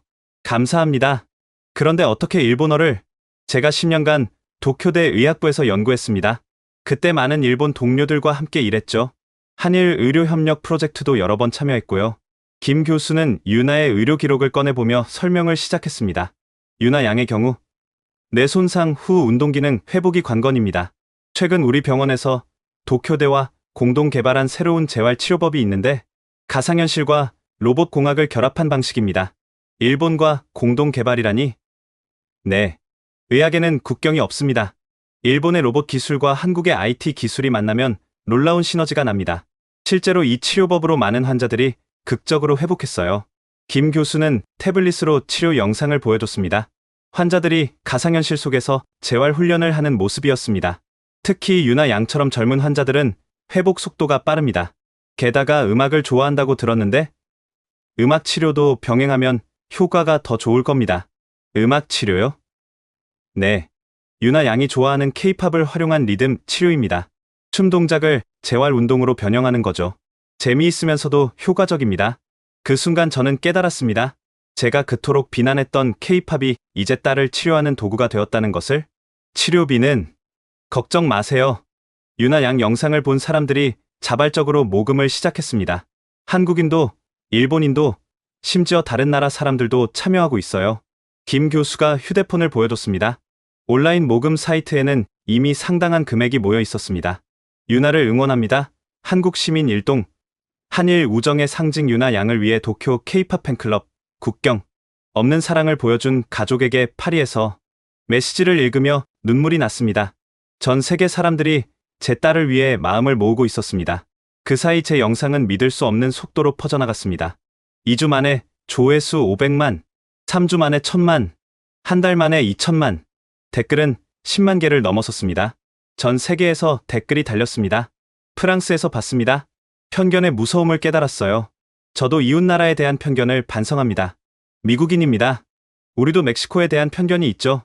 당신의 용기에서 배웁니다. 중국에서도 큰 반향입니다. 한중일이 서로를 이해하는 계기가 되길. 브라질입니다. 우리도 아르헨티나와 비슷한 감정이 있어요. 이 영상이 많은 것을 생각하게 합니다. 일본 언론들도 제 영상을 다루기 시작했습니다. 전직 JBC PD의 충격 고백, 혐한에서 친한으로 한 아버지의 180도 변화, 5천만이 본 눈물의 다큐멘터리. NHK에서는 제 영상을 정식 방송으로 내보냈습니다. 시청률 45%. 역대 다큐멘터리 최고 기록이었습니다. 아사히 신문은 일면 톱으로 제 이야기를 다뤘습니다. 진실을 위해 모든 것을 버린 저널리스트 JBC에서도 연락이 왔습니다. 하지만 복직 제안이 아니었습니다. 소마, 너가 옳았어. 우리가 틀렸다. 너의 영상을 정식으로 방송하고 싶은데 이미 전 세계가 봤습니다. 방송은 필요 없습니다. 오히려 다른 방송사들에서 제안이 쏟아졌습니다. 새로운 한일 관계 프로그램을 만들어주세요. 편견 극복 다큐멘터리 시리즈를 제작해주세요. 특별 다큐멘터리 감독으로 모시고 싶습니다. 하지만 저는 모두 거절했습니다. 이제 저는 1인 크리에이터로 충분했습니다. 거대 방송사에 입김 없이 순수하게 진실만을 전할 수 있으니까요. 2달이 지났을 때 기적 같은 일이 일어났습니다. 영상 조회수가 5천만을 돌파한 날, 한 댓글이 모든 것을 바꿨습니다. 저는 스위스 취리 대학병원 신경재활센터장입니다. 유나 양의 케이스에 획기적인 치료법을 제안하고 싶습니다. 우리가 개발한 최신 신경재생 기술이 도움이 될 것 같습니다. 비용은 저희 재단에서 부담하겠습니다. 김민수 교수가 즉시 연락을 취했고 국제의료진이 구성되었습니다. 한국, 일본, 스위스, 미국, 독일의 의사들이 유나를 위해 하나가 되었습니다. 화상회의가 열렸습니다. 각국의 최고 전문가들이 모여 유나의 치료 계획을 논의했습니다. 한국의 재활 기술과 스위스의 신경재생 기술을 결합하면 일본의 로봇 재활 시스템도 추가하면 좋겠습니다. 미국에서 개발한 새로운 약물도 시도해볼 만합니다. 국경과 인종을 넘어 의사들이 협력하는 모습이 감동적이었습니다. 과거의 저라면 상상도 못했을 광경이었죠. 치료가 시작되고 한 달, 유나는 놀라운 회복을 보였습니다. 휠체어 없이 걸을 수 있게 되었고 일상 대화도 자연스럽게 가능해졌습니다. 재활훈련 중에는 정말로 K-팝을 활용했습니다. 유나가 좋아하는 노래에 맞춰 운동하니 효과가 배가 되었습니다. 아빠, 보세요. 제가 좋아하는 춤 동작이에요. 유나가 음악에 맞춰 조심스럽게 움직이는 모습을 보며 저는 또 한 번 제 편견이 얼마나 어리석었는지 깨달았습니다. 석 달 후, 유나는 거의 완전히 회복했습니다. 그 기적 같은 순간, 우리는 서울의 한 카페에서 함께 한국 음악을 듣고 있었습니다. 아빠, 이 노래 가사 뭔지 알아요? 응. 사랑한다? 와. 아빠 한국어 조금 늘었네요. 유나가 밝게 웃었습니다. 그 웃음이 얼마나 그리웠는지요. 저는 이제 프리랜서 다큐멘터리 감독이 되었습니다. 주제는 편견을 넘어서 각국의 오해와 진실을 다루는 시리즈물이었습니다. 첫 작품은 당연히 한국 편이었고 지금까지 조회수 7천만을 기록했습니다. 수익은 모두 한일 청소년 교류 프로그램에 기부했습니다. 아빠, 우리 다음 주에 서울병원 다시 가요. 응. 왜? 감사 인사드리러요. 도와주신 분들께.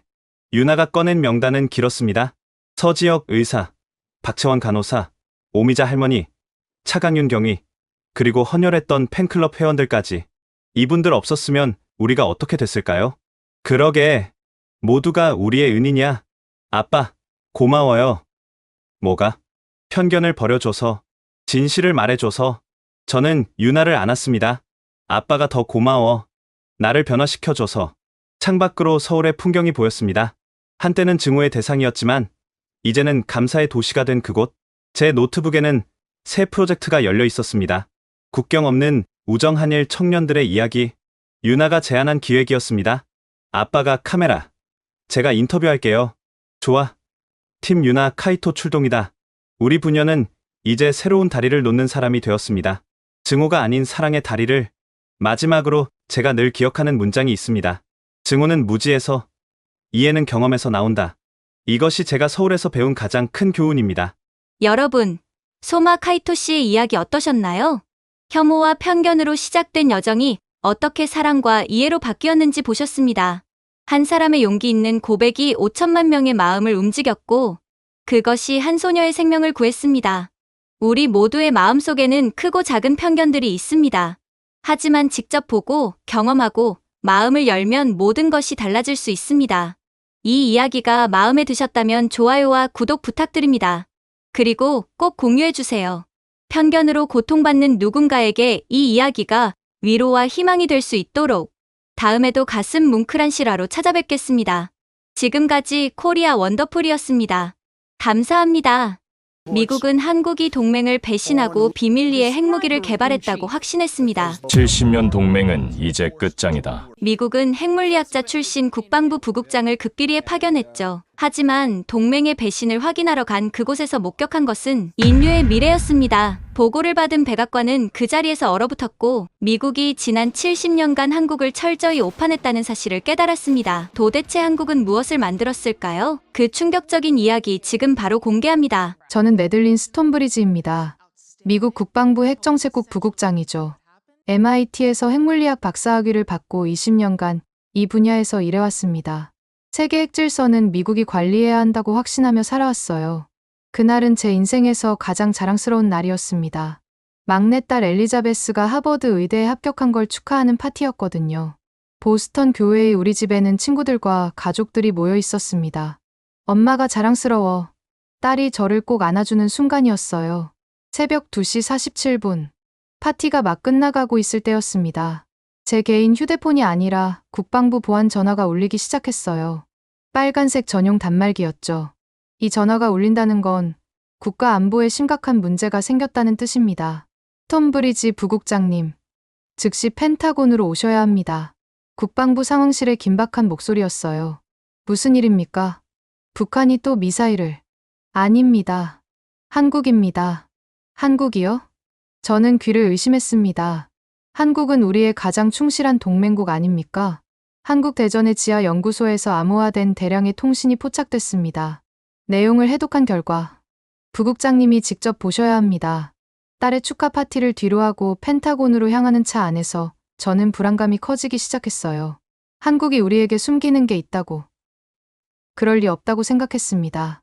한국은 원자력 기술도 우리에게 배운 나라잖아요.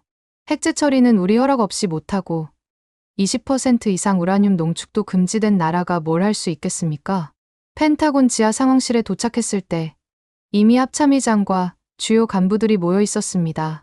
스크린에 띄워진 위성사진을 보는 순간 제 심장이 멈춘 것 같았습니다. 대전 지하 800m. 우리가 전혀 몰랐던 거대한 시설이 있었던 거예요. 이게 뭡니까? 10년 전부터 건설된 것으로 추정됩니다. 그런데 우리 정보망에 단 한 번도 포착되지 않았습니다. 국방장관이 직접 나서서 말했습니다. 매들린, 당신이 직접 가서 확인해야겠소. 한국이 핵무기를 개발하고 있는지 아니면 다른 뭔가를 숨기고 있는지. 제가요? 하지만 72시간 안에 진실을 밝혀내시오. 만약 한국이 비밀리에 핵무기를 개발하고 있다면 동맹은 끝입니다. 저는 그 말에 숨이 막혔어요. 한미동맹이 끝난다고요? 그건 동아시아 질서가 완전히 무너진다는 뜻이었습니다. 한국 정부는 모르고 있습니다. 우리가 그들의 비밀을 알아냈다는 걸 말이죠. 극비리에 가서 진실을 캐내시오. 새벽 4시, 저는 앤드루스 공군기지에서 특수작전기에 올랐습니다. 목적지는 서울이 아니라 오산 미군기지였어요. 한국 정부를 거치지 않고 비밀리에 움직여야 했거든요. 비행기 안에서 저는 계속 생각했습니다. 한국이 정말 우리를 속이고 있는 걸까? 그들이 숨기고 있는 건 대체 뭘까? 하지만 그때 저는 몰랐습니다. 제가 한국에서 목격하게 될 것이 미국의 모든 상식을 뒤집어 놓을 거라는 거요. 그리고 72시간이라는 시간은 그 진실을 받아들이기에는 너무나 짧다는 것도 말입니다. 오산 공군기지에 도착한 건 한국 시간으로 저녁 7시였습니다. 저를 기다리고 있던 건 CIA 서울 지부장 제이슨 로이드였어요. 톰 브리지 부국장님, 상황이 생각보다 심각합니다. 얼마나 심각한데요? 한국이 최소 10년, 어쩌면 20년 전부터 뭔가를 준비해왔습니다. 그것도 완벽하게 우리 눈을 피해서요. 블랙호크 헬기를 타고 대전으로 향하는 동안 로이드가 브리핑을 시작했습니다. 지난 3개월간 한국과학기술원과 원자력연구원 사이에 이상한 물자 이동이 포착됐습니다. 그런데 공식 기록에는 아무것도 없었어요. 그래서 우리가 해킹한 결과 프로젝트 백두라는 암호명을 발견했습니다. 프로젝트 백두. 한국의 영산인 백두산에서 따온 이름이었죠. 내용은 파악했습니까? 그게 암호화 수준이 너무 높아서 아직 10%도 해독하지 못했습니다. 펜타곤 최고 전문가들도 본 적 없는 방식이라고 하더군요. 저는 코웃음을 쳤습니다. 한국이 우리보다 뛰어난 암호 기술을 가졌다고요. 말도 안 되는 소리예요. 하지만 로이드의 표정은 심각했습니다. 부국장님, 한국을 너무 얕보지 마십시오. 그들의 IT 기술은 이미 세계 최고 수준입니다. 헬기가 대전 외곽의 산악지대에 착륙했습니다. 그곳에는 이미 특수부대 요원들이 대기하고 있었어요. 지하 입구는 여기서 2km 떨어진 폐광으로 위장되어 있습니다. 폐광이요? 네, 30년 전에 폐쇄된 걸로 기록되어 있죠. 하지만 실제로는 우리는 야간 투시경을 쓰고 숲을 헤쳐나갔습니다. 폐광 입구에 도착하자 놀라운 광경이 펼쳐졌어요. 녹슨 철문처럼 보이는 입구 뒤에 최첨단 보안 시스템이 숨겨져 있었던 겁니다. 홍채 인식, 지문 스캔, 그리고 우리도 모르는 또 다른 인증 장치들이요. 이걸 어떻게 통과합니까? 한국군 내부 협조자가 있습니다. 그가 30분간 시스템을 무력화하기로 했어요. 정확히 밤 11시, 보안 시스템이 꺼졌습니다. 우리는 서둘러 안으로 들어갔어요. 엘리베이터를 타고 지하로 내려가는데 깊이를 나타내는 숫자가 계속 올라갔습니다. 100m, 200m, 500m, 800m라고 했죠. 네, 세계에서 가장 깊은 지하 연구소 중 하나입니다. 엘리베이터 문이 열리자 저는 할 말을 잃었습니다. 거대한 지하 공간에 펼쳐진 연구 시설은 마치 공상과학 영화의 한 장면 같았어요. 수백 명의 연구원들이 하얀 가운을 입고 분주히 움직이고 있었습니다. 이런 규모의 시설을 어떻게 우리가 모를 수 있죠? 한국이 의도적으로 숨긴 겁니다. 그것도 완벽하게요. 우리는 통로를 따라 조심스럽게 이동했습니다. 벽에 걸린 프로젝트 진행 상황판을 보니 소름이 돋았어요. 2005년 프로젝트 시작, 2015년 1단계 완료, 2020년 2단계 완료, 20년이나 됐다고요? 갑자기 경보음이 울리기 시작했습니다. 들켰습니다. 빨리 나가야 해요. 하지만 이미 늦었습니다. 무장한 한국 특수부대가 우리를 포위했거든요. 그때 정장을 입은 한국인 남자가 천천히 걸어 나왔습니다. 톰브리지 부국장님, 기다리고 있었습니다. 완벽한 영어였어요. 저를 아십니까? 물론이죠. 부국장님이 오실 거라는 것도 알고 있었고요. 사실 우리가 일부러 정보를 흘렸습니다. 이제 때가 됐다고 판단해서요. 저는 당황했지만 침착함을 유지하려 했습니다. 당신은 누구죠? 정태원입니다. 이 프로젝트의 총책임자죠. 그의 차갑고 자신감 있는 눈빛이 저를 꿰뚫어 보는 것 같았습니다. 우리가 당신들을 속였다고 생각하시나요? 정 박사가 물었습니다. 그렇지 않습니까? 동맹국에게 이런 비밀 시설을 숨기다니요. 그가 씁쓸하게 웃었어요. 숨긴 게 아닙니다. 단지 말하지 않았을 뿐이죠. 미국이 우리를 어떻게 보는지 알고 있었으니까요. 무슨 뜻입니까? 기껏해야 기술을 베끼는 나라, 미국의 보호가 필요한 약소국. 그게 당신들이 보는 한국 아닙니까? 저는 반박할 수 없었습니다. 실제로 그렇게 생각하고 있었으니까요. 이제 진짜를 보여드리죠. 왜 한국이 20년간 침묵을 지켰는지, 그리고 우리가 준비한 게 무엇인지 말입니다. 정태원 박사를 따라 연구소 깊숙한 곳으로 들어갔습니다. 복도를 걸으면서 저는 계속 주위를 살폈어요. 벽면의 대형 스크린에는 복잡한 수식과 도표들이 실시간으로 업데이트되고 있었습니다. 한글과 영어, 그리고 제가 본 적 없는 기호들이 섞여 있었죠. 여기서 일하는 연구원이 몇 명입니까? 3,000명입니다. 모두 각 분야 최고 전문가들이죠. 3,000명이요. 그런 인력을 어떻게... 부국장님, 한국의 박사학위 소지자 비율이 세계 최고 수준이라는 거 아시죠? 우리에게 부족한 건 인재가 아니라 기회였습니다. 거대한 강화유리문 앞에 도착했습니다. 정 박사가 손바닥을 스캐너에 대자 승인되었습니다. 라는 음성과 함께 문이 열렸어요. 안으로 들어서는 순간 저는 숨이 막혔습니다. 축구장 열개는 될 것 같은 거대한 공간에 원통형 구조물들이 늘어서 있었어요. 높이가 20m는 넘어 보이는 거대한 장치들이었죠. 이게 뭡니까? 소형 모듈 원자로, SMR입니다. 그런데 이건 미국이나 러시아가 개발 중인 것과는 완전히 다른 방식이에요. 저는 가까이 다가가 장치를 살펴봤습니다. 설계 방식이 제가 아는 어떤 원자로와도 달랐어요. 어떻게 다른데요? 일반 SMR의 10분의 1 크기로 같은 출력을 냅니다. 그리고 폐기물은 100분의 1로 줄였죠. 말도 안 되는 수치였습니다. 그게 어떻게 가능하죠? 물리 법칙상 새로운 핵분열 제어 방식을 개발했습니다. 인공지능을 이용한 실시간 중성자 제어 시스템이죠. 정 박사가 태블릿을 꺼내 데이터를 보여줬습니다. 그래프와 수치들을 보는 순간 저는 충격을 받았어요. 이론적으로만 가능하다고 여겨졌던 효율이 실제로 구현되어 있었거든요. 언제부터 이런 기술을? 15년 전부터입니다. 미국이 중동 전쟁에 정신이 팔려 있을 때 우리는 미래를 준비했죠. 연구소의 다른 구역으로 이동했습니다. 그곳에는 더욱 놀라운 것이 기다리고 있었어요. 거대한 도넛 모양의 장치가 설치되어 있었는데 제가 아는 것과는 달랐습니다. 설마 이건 네, 핵융합로입니다. 그런데 단순한 핵융합로가 아니에요. 무슨 뜻이죠? 핵융합과 핵분열을 결합한 하이브리드 시스템입니다. 세계 최초죠. 저는 다리에 힘이 풀렸습니다. 핵융합만 해도 인류의 꿈이라고 불리는 기술인데 그걸 핵분열과 결합했다고요? 작동합니까?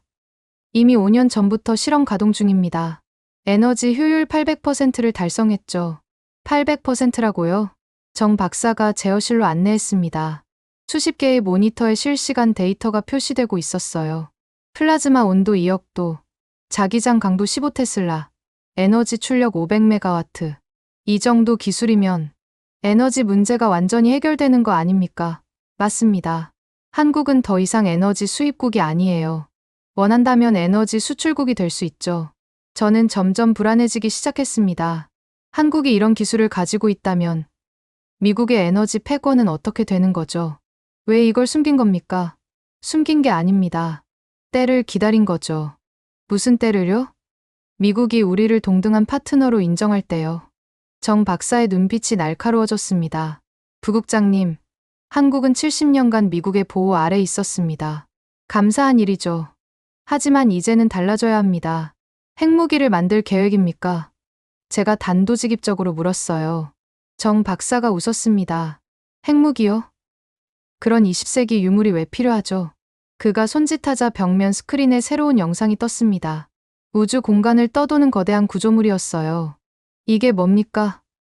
우리의 진짜 목표입니다. 우주 태양광 발전소죠. 저는 할 말을 잃었습니다. 우주 태양광 발전은 미국도 아직 개념 연구 단계인데 이미 시제품을 쏘아 올렸습니다. 3대가 지구 궤도를 돌고 있죠. 언제요? 2년 전입니다. 민간 위성으로 위장해서요. 저는 배신감을 느꼈습니다. 동맹국이 이런 중대한 프로젝트를 비밀리에 진행했다니.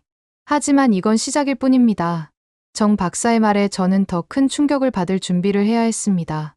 정태원 박사가 저를 연구소의 가장 깊은 곳으로 안내했습니다. 엘리베이터를 타고 추가로 200m를 더 내려갔어요. 지하 1km 지점이었죠. 여기는 프로젝트 백두의 심장부입니다. 두꺼운 방폭문이 열리자 믿기 힘든 광경이 펼쳐졌습니다. 거대한 원형 공간 중앙에 높이 50m가 넘는 구조물이 서 있었어요. 수천 개의 케이블과 파이프가 거미줄처럼 연결되어 있었죠. 구조물 전체가 은은한 푸른빛을 내며 진동하고 있었습니다. 이건 대체 퀀텀 컴퓨터입니다. 10,000큐비트 규모죠. 10,000큐비트요? 구글도 아직 1000큐비트인데 우리는 5년 전에 그 단계를 넘어섰습니다. 정 박사가 컨트롤 패널을 조작하자 거대한 기계가 낮은 웅웅거림을 내기 시작했습니다. 온도 표시기가 영하 273도를 가리켰어요. 절대 영도에 가까운 온도였죠. 큐비트 안정성은 어떻게 유지합니까? 독자 개발한 양자 오류 정정 알고리즘을 사용합니다. 에러율이 0.0001% 미만이에요. 갑자기 공간 전체에 홀로그램이 펼쳐졌습니다. 복잡한 분자 구조들이 공중에서 춤추듯 움직였어요. 지금 뭘 계산하는 겁니까? 신물질을 설계하고 있습니다. 1초에 100경번의 계산을 하면서요. 한 젊은 연구원이 다가왔습니다. 박사님, 37번 물질 합성이 성공했습니다. 정 박사의 얼굴이 밝아졌어요. 부국장님, 완벽한 타이밍이네요. 역사적인 순간을 목격하실 겁니다. 우리는 옆 실험실로 이동했습니다. 진공 챔버 안에서 작은 금속 조각이 공중에 떠 있었어요. 이게 뭐죠? 상온 초전도체입니다. 영상 25도에서 완벽하게 작동하는. 연구원이 자석을 가져다 대자 금속 조각이 밀려났다가 다시 돌아왔습니다.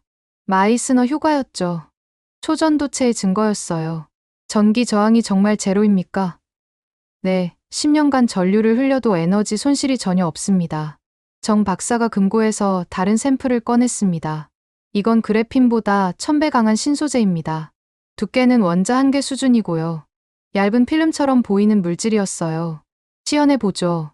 연구원이 다이아몬드 드릴을 가져왔습니다. 최고 속도로 돌리며 필름을 뚫으려 했지만 흠집 하나 나지 않았어요. 이걸로 우주 엘리베이터 케이블을 만들 겁니다. 정말 가능한가요? 이미 소규모 테스트는 성공했습니다. 킬로미터 높이까지요. 다음 공간으로 이동하자 더욱 놀라운 광경이 기다리고 있었습니다.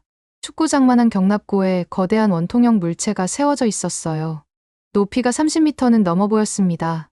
핵추진 우주선입니다. 정확히는 핵융합 펄스 추진 시스템이죠. 프로젝트 오리온 같은 건가요? 아니요. 완전히 다른 방식입니다. 핵융합 플라즈마를 자기장으로 제어해서 추진력을 얻죠. 우주선 하부의 거대한 노즐이 인상적이었습니다. 추진력은 얼마나 됩니까? 기존 화학 로켓의 만배입니다. 화성까지 39일이면 도착하죠. 정 박사가 엔진룸으로 안내했습니다. 그곳에는 도넛 모양의 소형 핵융합로가 설치되어 있었어요.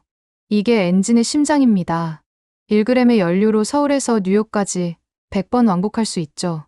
시험 비행은 했습니까? 지상 테스트는 완료했습니다. 2달 전 달까지 무인 비행도 성공했고요. 그가 태블릿으로 시험 영상을 보여줬습니다.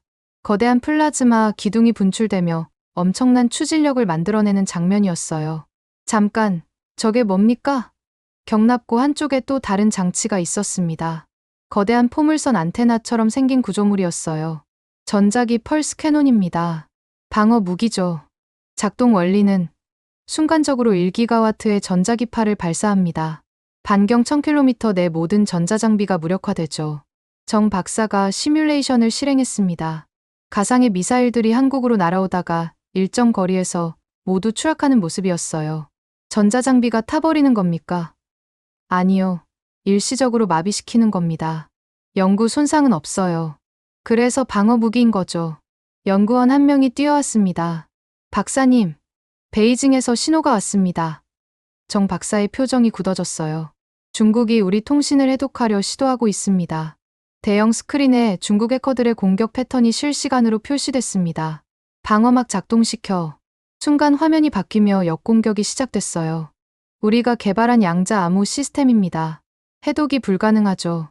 중국도 양자 컴퓨터가 있지 않습니까? 1000큐비트 수준입니다. 우리 암호를 풀려면 최소 100년이 걸려요. 정 박사가 저를 회의실로 안내했습니다. 테이블 위에는 두꺼운 보고서가 놓여 있었어요. 이게 뭡니까? 프로젝트 백두의 전체 계획서입니다. 첫 페이지를 펼치자 충격적인 제목이 보였습니다. 태양계 한국화 계획이었어요. 농담이겠죠? 아니요, 진지합니다. 달, 화성, 소행성대까지 한국의 영향력을 확대하는 거죠. 계획서의 내용은 상상을 초월했습니다. 창원 초전도체 대량 생산, 핵융합 발전소 100기 건설, 달 도시 건설 시작, 소행성 채굴 시작, 화성 테라포밍 1단계, 목성 위성 탐사, 우주 엘리베이터 3기 완공. 이 모든 게 정말 가능합니까?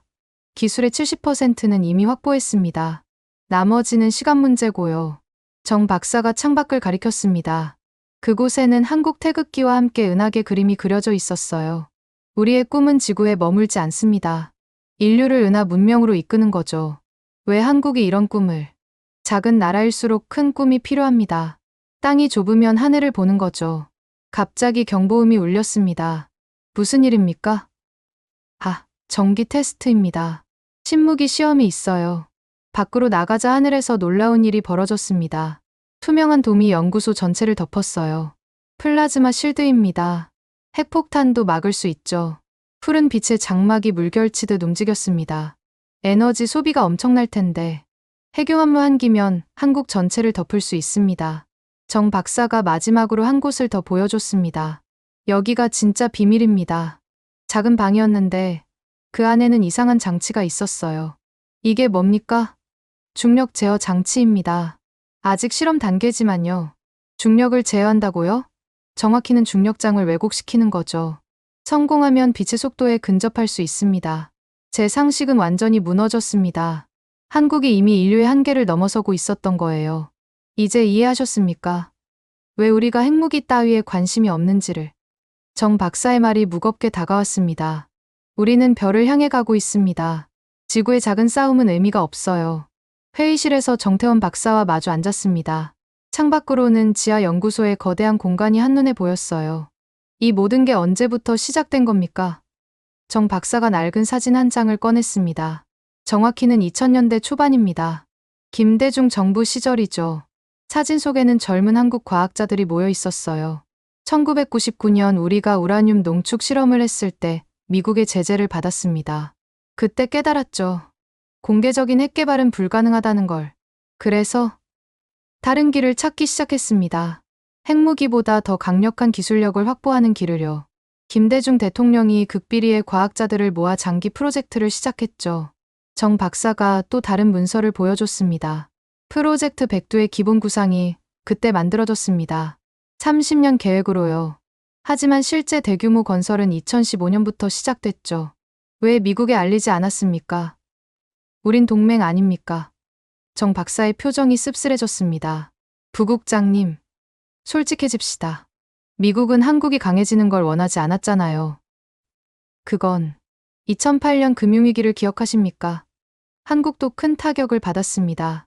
하지만 우리는 그때 결심했어요. 더 이상 외부에 의존하지 않겠다고. 정 박사가 벽에 걸린 대형 지도를 가리켰습니다. 전국에 100개의 비밀 연구소가 있습니다. 각각 다른 분야를 연구하죠. 100개나요? 표면적으로는 일반 기업 연구소나 대학 실험실입니다. 하지만 모두 프로젝트 백도의 일부죠. 저는 한국의 치밀함에 놀랐습니다. 연구 자금은 어떻게? 삼성, 현대, LG, SK, 한국 대기업들이 비밀리에 지원했습니다. 매년 GDP의 5%를요. 그건 엄청난 금액이었습니다. 국민들도 모르는데 어떻게? 일부는 알고 있었습니다. 하지만 모두가 침묵을 지켰죠. 조국의 미래를 위해서요. 정 박사가 일어나 창가로 갔습니다. 부국장님, 한국인들의 한이라는 감정 아시죠? 대충 들어봤습니다. 500년간 외세에 시달린 민족입니다. 다시는 그런 일이 없게 하겠다는 게 우리의 한이에요. 그 말에 저는 뭔가 가슴이 먹먹해졌습니다. 이순신 장군 아시죠? 그가 12척의 배로 일본 함대를 막았습니다. 네, 알고 있습니다. 우리는 그의 정신을 계승했습니다. 적은 자원으로 최대 효과를 내는 것. 그게 한국의 방식이에요. 정 박사가 다시 자리에 앉았습니다. 특히 2016년부터는 돌파구가 열렸어요. 인공지능을 연구에 접목시키면서요. 알파고 때문에? 맞습니다. 이세돌과 알파고의 대국이 한국 과학계를 깨웠죠. 정 박사가 태블릿으로 연구 성과 그래프를 보여줬습니다. 2016년을 기점으로 성과가 수직 상승했어요. 미국은 그때 뭘 하고 있었죠? 정 박사의 질문이 뼈아팠습니다. 정치 싸움에 정신이 팔려 있었죠. 과학 예산도 계속 삭감했고요. 그 사이 한국은 미래를 준비했습니다. 조용히, 그러나 확실하게. 왜 지금 공개하는 겁니까? 시간이 됐으니까요. 그리고 정 박사가 심각한 표정을 지었습니다. 곧 모든 게 바뀔 겁니다. 우주 시대가 본격적으로 열리면 지구의 패권 구조는 의미가 없어져요. 그래서 우주 기술에 집중한 거군요. 네. 먼저 우주를 차지하는 나라가 미래를 지배합니다. 저는 이제 큰 그림을 보기 시작했습니다. 한국은 단순히 미국을 따라잡으려 한 게 아니었어요. 아예 새로운 게임을 시작한 거였죠. 진짜 이유를 아직 모르시는군요. 정 박사의 말에 저는 긴장했습니다. 더 큰 비밀이 있다는 건가요? 정태원 박사가 저를 연구소 최상층으로 안내했습니다. 그곳은 거대한 관제 센터였어요. 축구장 절반 크기의 공간에 수백 개의 모니터가 벽면을 가득 채우고 있었고 수십 명의 관제사들이 분주히 움직이고 있었죠. 중앙에는 홀로그램으로 태양계 전체가 실시간으로 표시되고 있었습니다. 여기는 우주관제센터입니다. 우주관제센터요? 한국항공우주연구원에 있는 거 아닙니까? 그건 공식 센터고 여기가 진짜입니다. 현재 우주에 있는 모든 한국 자산을 관제하죠. 중앙 스크린에 달의 모습이 떴습니다. 그런데 뭔가 이상했어요. 달 뒷면이군요. 맞습니다. 지구에서 절대 볼 수 없는 달의 뒷면이죠. 화면이 확대되기 시작했습니다. 티코 크레이터, 폰 카르만 크레이터를 지나 남극 에이트킨 분지로 다가갔어요. 그리고 충격적인 장면이 나타났습니다. 달 표면에 거대한 구조물들이 있었어요. 축구장 크기의 태양광 패널들, 돔 형태의 건물들, 그리고 거미처럼 생긴 거대한 기계들이 움직이고 있었습니다. 저게 뭡니까? 한국의 무인 채굴 로봇들입니다. 3년 전부터 작동하고 있죠. 관제사 한 명이 보고했습니다. 7호기가 새로운 헬륨3 매장지를 발견했습니다. 예상 매장량 5,000톤입니다. 정 박사가 만족스럽게 고개를 끄덕였어요. 좋아. 3호기와 5호기를 그쪽으로 이동시켜. 화면에서 거대한 로봇들이 천천히 움직이기 시작했습니다. 각각 높이 15m, 무게 50톤의 거대한 채굴 로봇이었어요. 저 로봇들이 어떻게 작동합니까? 인공지능 자율 시스템입니다. 스스로 판단하고 채굴하죠. 지구에서는 큰 명령만 내립니다. 정 박사가 다른 화면을 가리켰습니다. 실시간 채굴 현장을 보시죠. 로봇의 카메라 시점으로 화면이 바뀌었어요. 거대한 드릴이 달 표면을 파고 들어가며 하얀 먼지를 일으켰습니다. 헬륨3는 달 토양 상층부에 있습니다. 태양풍이 수십억 년간 쌓아놓은 거죠. 채굴된 토양이 로봇 내부로 들어가자 정제 과정이 시작됐어요. 100톤의 토양에서 1g의 헬륨3를 추출합니다. 효율이 낮은데요? 그래도 지구에서는 구할 수 없는 자원이죠. 1g의 가치가 100만 달러입니다.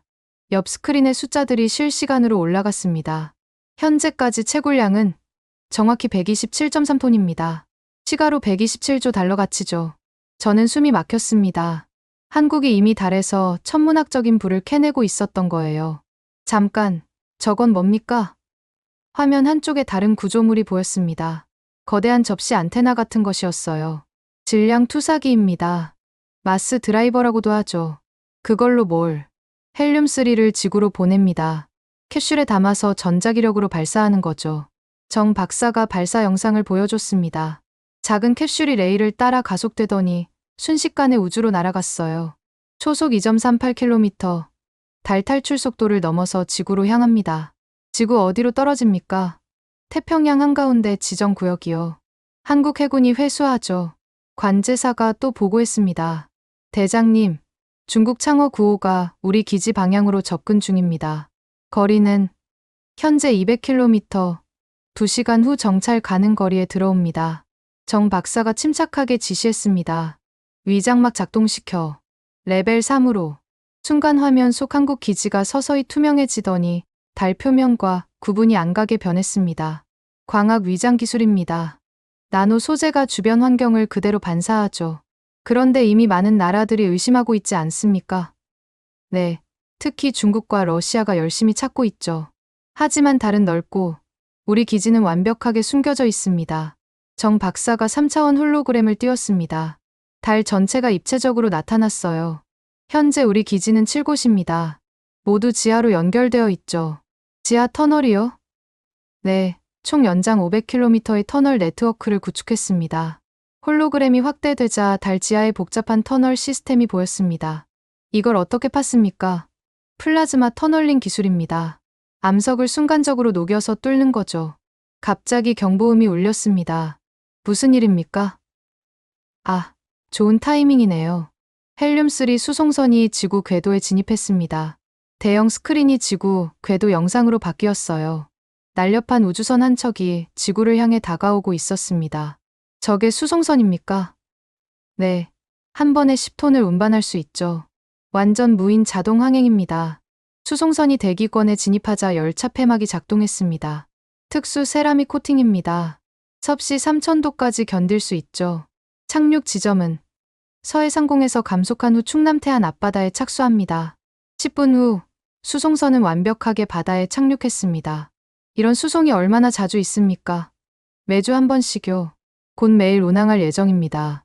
정 박사가 또 다른 프로젝트를 보여줬습니다. 이건 우리의 궁극적 목표입니다. 화면에 거대한 구조물 설계도가 나타났어요. 달 기지 도시입니다. 도시는 돔 12개로 구성되어 있었고 각 돔은 투명한 터널로 연결되어 있었어요. 수용 인원은 10,000명입니다.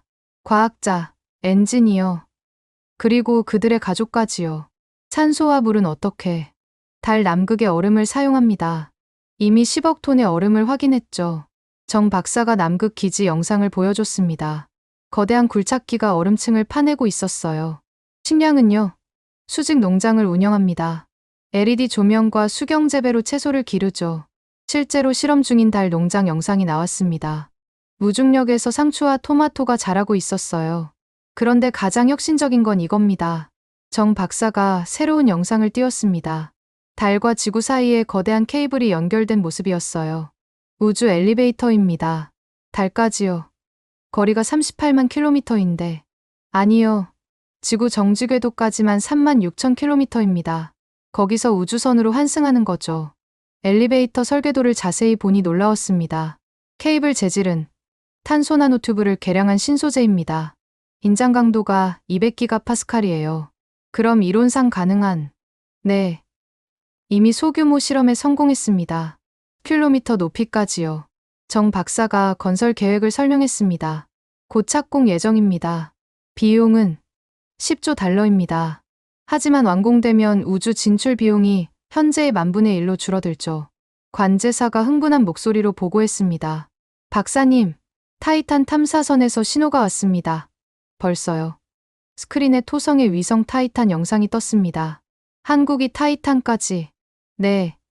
2년 전 발사한 무인 탐사선이 방금 도착했습니다. 탐사선이 보내온 영상에는 메탄 호수와 대기 데이터가 담겨 있었어요. 타이탄에는 메탄이 액체 상태로 존재합니다. 엄청난 에너지원이죠. 정 박사가 태양계 지도를 띄웠습니다. 목성의 유로파, 토성의 타이탄, 화성의 포보스에 탐사 기지를 세울 겁니다. 왜 그 위성들을? 유로파는 물, 타이탄은 메탄, 포보스는 히토류가 풍부하거든요. 저는 한국의 야심찬 계획에 압도됐습니다. 이 모든 게 공개되면, 네, 세계가 충격을 받겠죠. 하지만 이제 숨길 수 없어요. 정 박사가 시계를 봤습니다. 1시간 후면 대통령이 발표합니다. 그럼 중국과 러시아가 이미 대비하고 있습니다. 그들이 방해하려 해도 늦었어요. 우리가 너무 앞서 있거든요. 마지막으로 정 박사가 보여준 것은 충격적이었습니다. 이건 극비인데 화성 테라포밍 계획입니다. 테라포밍이요. 화성을 지구처럼 만든다는. 네, 장기 계획입니다. 대기를 만들고 온도를 높이고 물을 만드는 거죠. 화면에 시뮬레이션이 나타났습니다. 붉은 화성이 서서히 푸른 행성으로 변해가는 모습이었어요. 기술적으로는 가능합니다. 의지의 문제죠. 정 박사가 창밖을 가리켰습니다. 하늘에 반달이 떠 있었어요. 저 달 뒷면에 한국의 미래가 있습니다. 그리고 그 미래는 이미 시작됐죠. 갑자기 모든 스크린에 속보가 떴습니다. 중국 정부, 달 영유권 논의 제기, 유엔 안보리 회의 요청. 정 박사가 씁쓸하게 웃었습니다. 시작됐군요. 우주 영토 논쟁이. 한국은 어떻게 대응할 겁니까? 간단합니다. 먼저 차지하는 자가 임자죠. 그리고 우리가 3년 앞서 있습니다. 연구소 옥상 정원으로 올라갔습니다. 지하 1km에서 갑자기 지상으로 나오니 햇빛이 눈부셨어요. 정태원 박사와 함께 벤치에 앉았습니다. 부국장님, 차 한잔 하시죠. 그가 보온병에서 차를 따라주었습니다. 한국 전통차입니다. 오미자 차예요. 붉은색 차를 한 모금 마시니 새콤달콤한 맛이 났습니다. 이곳에서 일하는 사람들이 가장 그리워하는 게 뭔지 아십니까? 뭔데요? 햇빛입니다. 때로는 몇 주씩 지하에서만 생활하거든요. 정 박사의 얼굴에 피로가 묻어났습니다. 20년간 이 프로젝트를 이끌어 오셨군요. 네. 제 인생 전부를 바쳤죠. 그때 노인 한 분이 다가왔습니다. 지팡이를 짚고 천천히 걸어오는 모습이었어요. 정 박사, 손님이 오셨다고 들었네. 선생님, 나오셨습니까? 정 박사가 급히 일어나 노인을 부축했습니다. 부국장님, 소개합니다. 이분은 고재천 박사님이십니다. 고재천이라면, 네. 이휘소 박사님의 제자이셨죠. 이휘소는 한국이 낳은 천재 물리학자였습니다. 너무 일찍 세상을 떠났지만 그의 이론은 여전히 물리학계의 전설이었죠. 고 박사님이 제 손을 잡았습니다. 미국에서 오셨다고요? 네, 국방부에서 일합니다. 그렇군요. 제 스승님도 미국에 계셨죠. 돌아가시기 전까지. 노인의 눈가에 슬픔이 스쳤습니다. 스승님이 살아계셨다면 이 모든 게 더 빨리 이루어졌을 겁니다. 이휘소 박사님이 이 프로젝트와 관련이 있습니까? 프로젝트 백두의 이론적 토대가 모두 스승님의 연구에서 시작됐죠. 고 박사님이 낡은 노트를 꺼냈습니다. 이게 뭡니까? 스승님이 남기신 마지막 연구 노트입니다. 핵융합과 우주 에너지에 관한 이론이 담겨 있죠. 노트를 펼치니 복잡한 수식들이 빼곡했습니다. 이 이론을 실현하는 데 50년이 걸렸습니다. 왜 그렇게 오래? 기술이 이론을 따라오지 못했거든요. 하지만 이제는 가능합니다. 고 박사님이 하늘을 올려다봤습니다. 스승님의 꿈은 한국이 과학 강국이 되는 거였어요. 무기가 아니라 과학으로 세계에 기여하는 그 꿈이 이뤄진 거군요. 아직입니다. 이제 시작일 뿐이에요. 노인이 제게 진지하게 말했습니다. 젊은이, 미국은 위대한 나라입니다. 우리도 많이 배웠고 도움도 받았죠. 감사합니다. 하지만 이제는 달라져야 합니다. 선생과 학생이 아니라 동료가 되어야죠. 그 말이 가슴에 와 닿았습니다. 저는 지금까지 한국을 학생으로만 봐왔던 거예요. 부국장님, 솔직히 말씀드릴게요. 정 박사가 입을 열었습니다. 한국 국민의 70%는 핵무기 개발을 원합니다. 북한과 중국의 위협 때문이죠. 그런데 왜? 정부가 막고 있습니다. 핵무기는 과거의 유물이라고 믿으니까요. 정 박사가 계속 말했습니다. 대신 우리는 다른 길을 선택했습니다. 기술로 스스로를 지키고 우주로 나가는 길을요. 그게 더 어려운 길 아닙니까? 맞습니다. 하지만 더 가치 있는 길이죠. 고 박사님이 일어섰습니다. 제가 한 가지 보여드릴 게 있습니다. 우리는 노인을 따라 연구소 기념관으로 갔어요. 그곳에는 한국 과학자들의 사진이 빼곡히 걸려 있었습니다. 이분들이 누구죠? 프로젝트 백두를 위해 평생을 바친 과학자들입니다. 이미 돌아가신 분들도 많죠. 사진 속 얼굴들은 모두 평범해 보였습니다. 이분들 대부분은 언론에 한 번도 나온 적이 없어요. 조용히 연구만 하다가 가신 분들이죠. 고 박사님이 한 사진을 가리켰습니다. 이분은 상온 초전도체 이론을 만든 분입니다. 노벨상감이었지만 비밀 유지를 위해 발표하지 않았죠. 노벨상을 포기했다고요? 개인의 영광보다 국가의 미래를 선택한 겁니다. 저는 숙연해졌습니다. 이런 분들이 얼마나 됩니까? 수천 명입니다. 이름 없는 영웅들이죠.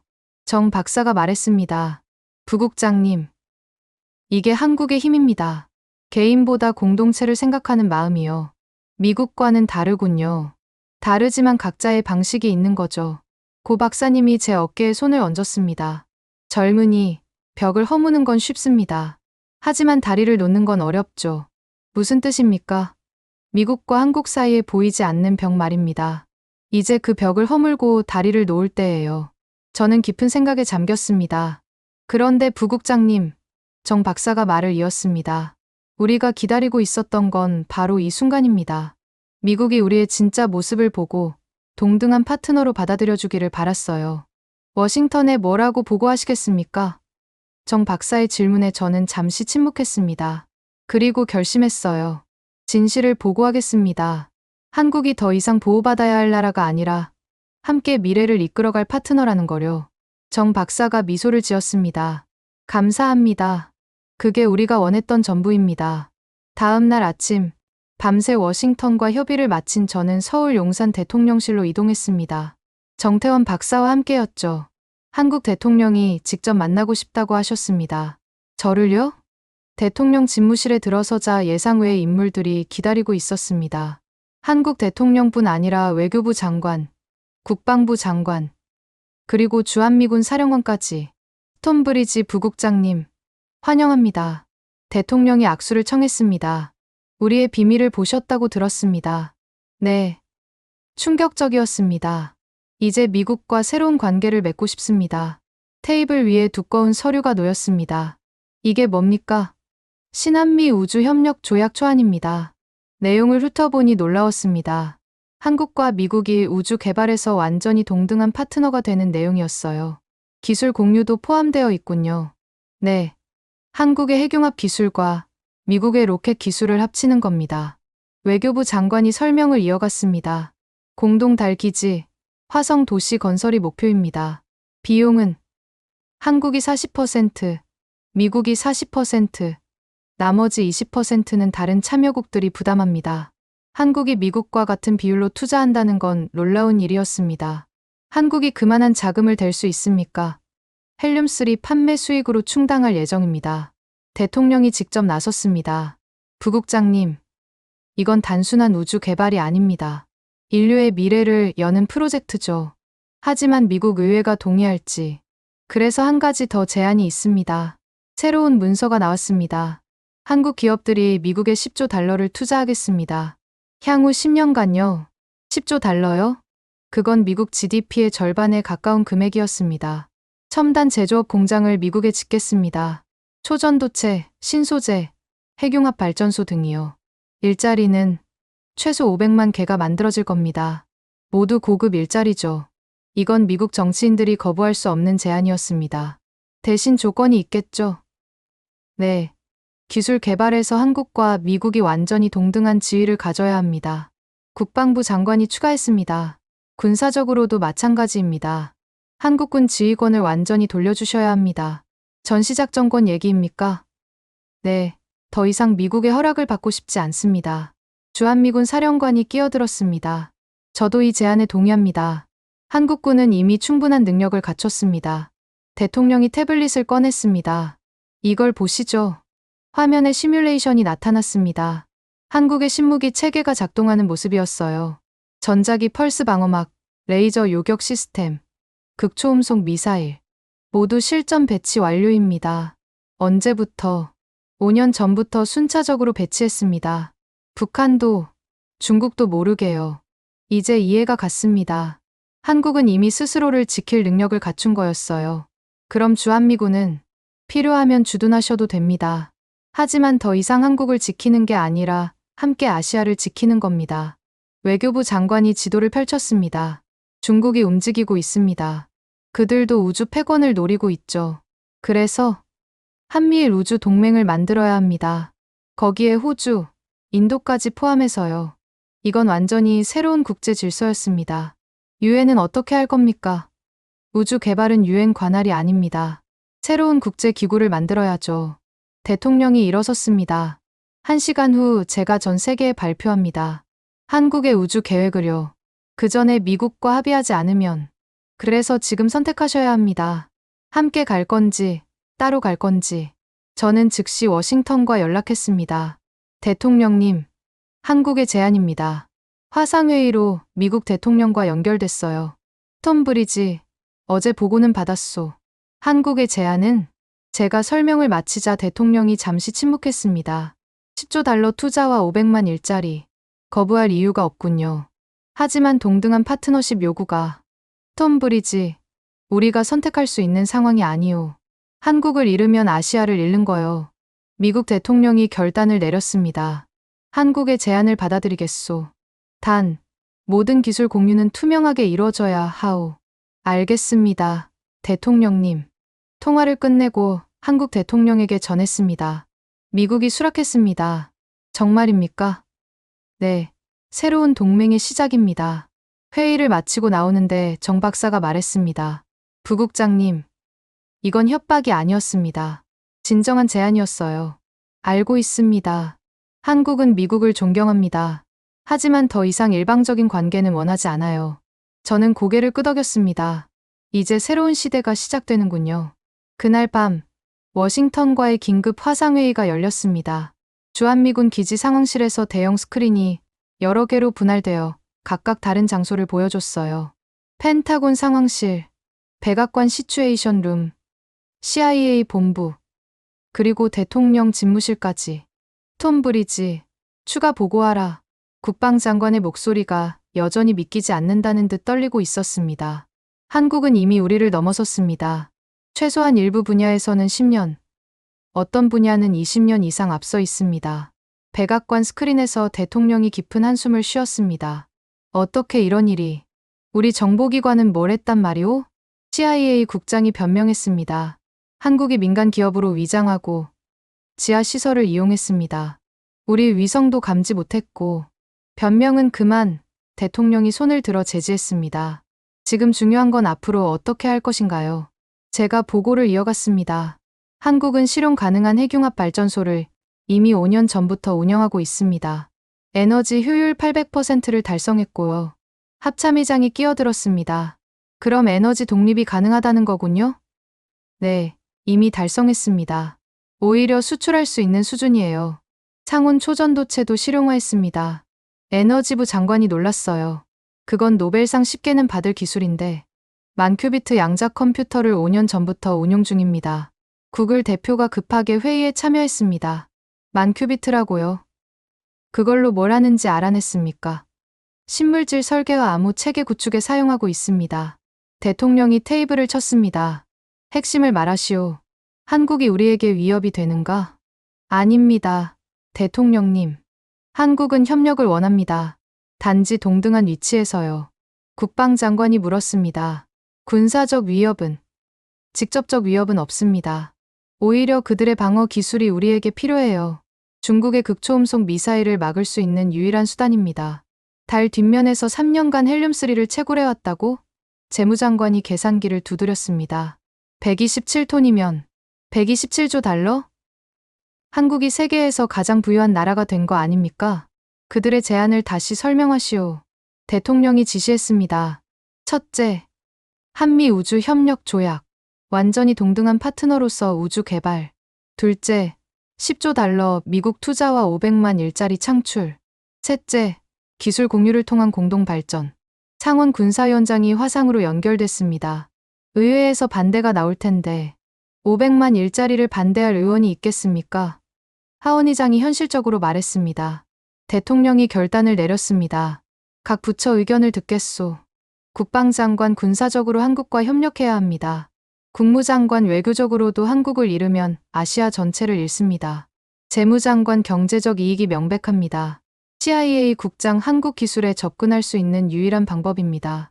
대통령이 선언했습니다. 한국의 제안을 받아들인다. 미국의 새로운 시대가 시작되는 거요. 갑자기 화면에 일론 머스크가 나타났습니다. 대통령님, 한국과 협력하면 2년 내에 화성 유인 비행이 가능합니다. 2년이라고? 네. 그들의 핵 추진 기술이 있으면요. 회의가 끝나고 저는 밖으로 나왔습니다. 새벽 하늘에 별들이 빛나고 있었어요. 저 별들 사이로 인류가 나아갈 날이 머지않았다는 생각이 들었습니다. 정 박사가 다가왔습니다. 부국장님, 이제 진짜 시작입니다. 네. 새로운 역사의 시작이죠. 바로 그때 놀라운 일이 벌어졌습니다. 하늘에서 거대한 물체가 나타났어요. 삼각형 모양의 스텔스 수송선이었습니다. 저게 뭡니까? 성의 표시입니다. 우리의 최신 기술을 직접 보여드리는 거죠. 수송선이 수직으로 착륙했습니다. 마하 10 수송선입니다. 1시간이면 워싱턴에 도착하죠. 해치가 열리자 한국 과학자들이 나왔어요. 미국 의회 지도부를 모시러 왔습니다. 직접 보고 판단하시라고요. 이틀 후 미국 의회 대표단이 한국에 도착했습니다. 그들이 대전 연구소를 둘러본 후의 반응은 압도적이었어요. 이런 기술이 실제한다니. 즉시 협력 조약을 체결해야 해. 한 달 후 역사적인 서명식이 열렸습니다. 한미 우주 협력 조약. 새로운 시대의 시작을 알리는 문서였죠. 6개월 후 저는 다시 한국에 있었습니다. 이번엔 주한 미국 우주협력단장이라는 새로운 직책으로요. 대전 연구소는 이제 한미 공동 연구소가 되었습니다. 톰브리지 단장님, 오랜만입니다. 정태원 박사가 반갑게 맞아주었어요. 이제는 동료가 됐군요. 네. 함께 일하게 되어 기쁩니다. 연구소는 6개월 전과 완전히 달라져 있었습니다. 미국 과학자 500명이 추가로 합류했고 나사와 스페이스X 엔지니어들도 파견됐죠. 첫 공동 프로젝트가 뭔지 아십니까? 달 기지 건설이죠. 네, 하지만 그냥 기지가 아닙니다. 정 박사가 홀로그램으로 설계도를 띄웠습니다. 달 도시입니다. 10,000명이 거주할 수 있는. 10,000명이요. 네, 과학자, 엔지니어, 그리고 그들의 가족까지요. 미국의 로켓 기술과 한국의 건설 기술이 합쳐진 프로젝트였습니다. 첫 거주민이 언제? 2년 내입니다.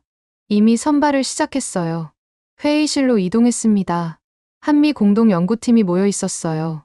오늘 발표할 내용이 있습니다. 미국 측 수석 연구원이 일어섰습니다. 한국의 상온 초전도체와 미국의 양자 컴퓨터 기술을 결합한 결과 획기적인 돌파구를 찾았습니다. 뭔데요? 양자 전송입니다. 모두가 놀랐습니다. 아직 초기 단계지만 정보를 빛보다 빠르게 전송할 수 있습니다. 그게 가능해요? 이론적으로는 가능하다고 봤는데 한국 기술과 결합하니 실제로 됐습니다. 한국 측 연구원이 추가했습니다. 이 기술이 완성되면 지구와 화성 간 실시간 통신이 가능합니다. 그럼 우주 인터넷이, 네, 가능해집니다. 정말 놀라운 성과였어요. 협력한 지 6개월 만에 이런 결과가 나오다니. 점심시간, 구내 식당에서 밥을 먹었습니다. 한국 연구원들과 미국 연구원들이 자연스럽게 어울려 있었어요. 김치 좀 드셔보세요. 이제 익숙해지셨죠? 미국 연구원이 능숙하게 김치를 집었습니다. 매들린, 좋은 소식이 하나 더 있어요. 정 박사가 귓속말했습니다. 뭔데요? 인도가 합류하기로 했습니다. 그들의 우주 기술도 상당해요. 한미인 3국 우주 동맹, 아시아 최강국들이 뭉친 거였죠. 일본은 다음 달 결정할 겁니다. 아마 합류할 거예요. 오후에는 특별한 행사가 있었습니다. 한미 청소년 우주 캠프 개막식이었어요. 양국 고등학생 200명이 모였습니다. 여러분이 미래의 우주 개척자입니다. 제가 영어로 축사를 하자 정 박사가 한국어로 통역했어요. 10년 후 여러분 중 누군가는 달에서, 누군가는 화성에서 일하게 될 겁니다. 학생들의 눈이 반짝였습니다. 한 한국 학생이 손을 들었어요. 정말 우리가 화성에 갈 수 있나요? 물론입니다. 어쩌면 더 멀리, 목성 위성까지도 갈 수 있을 거예요. 행사를 마치고 옥상에 올라갔습니다. 석양이 아름다웠어요. 6개월 전이 생각나네요. 정 박사가 말했습니다. 그때는 서로를 경계했는데, 이제는 동료가 됐죠.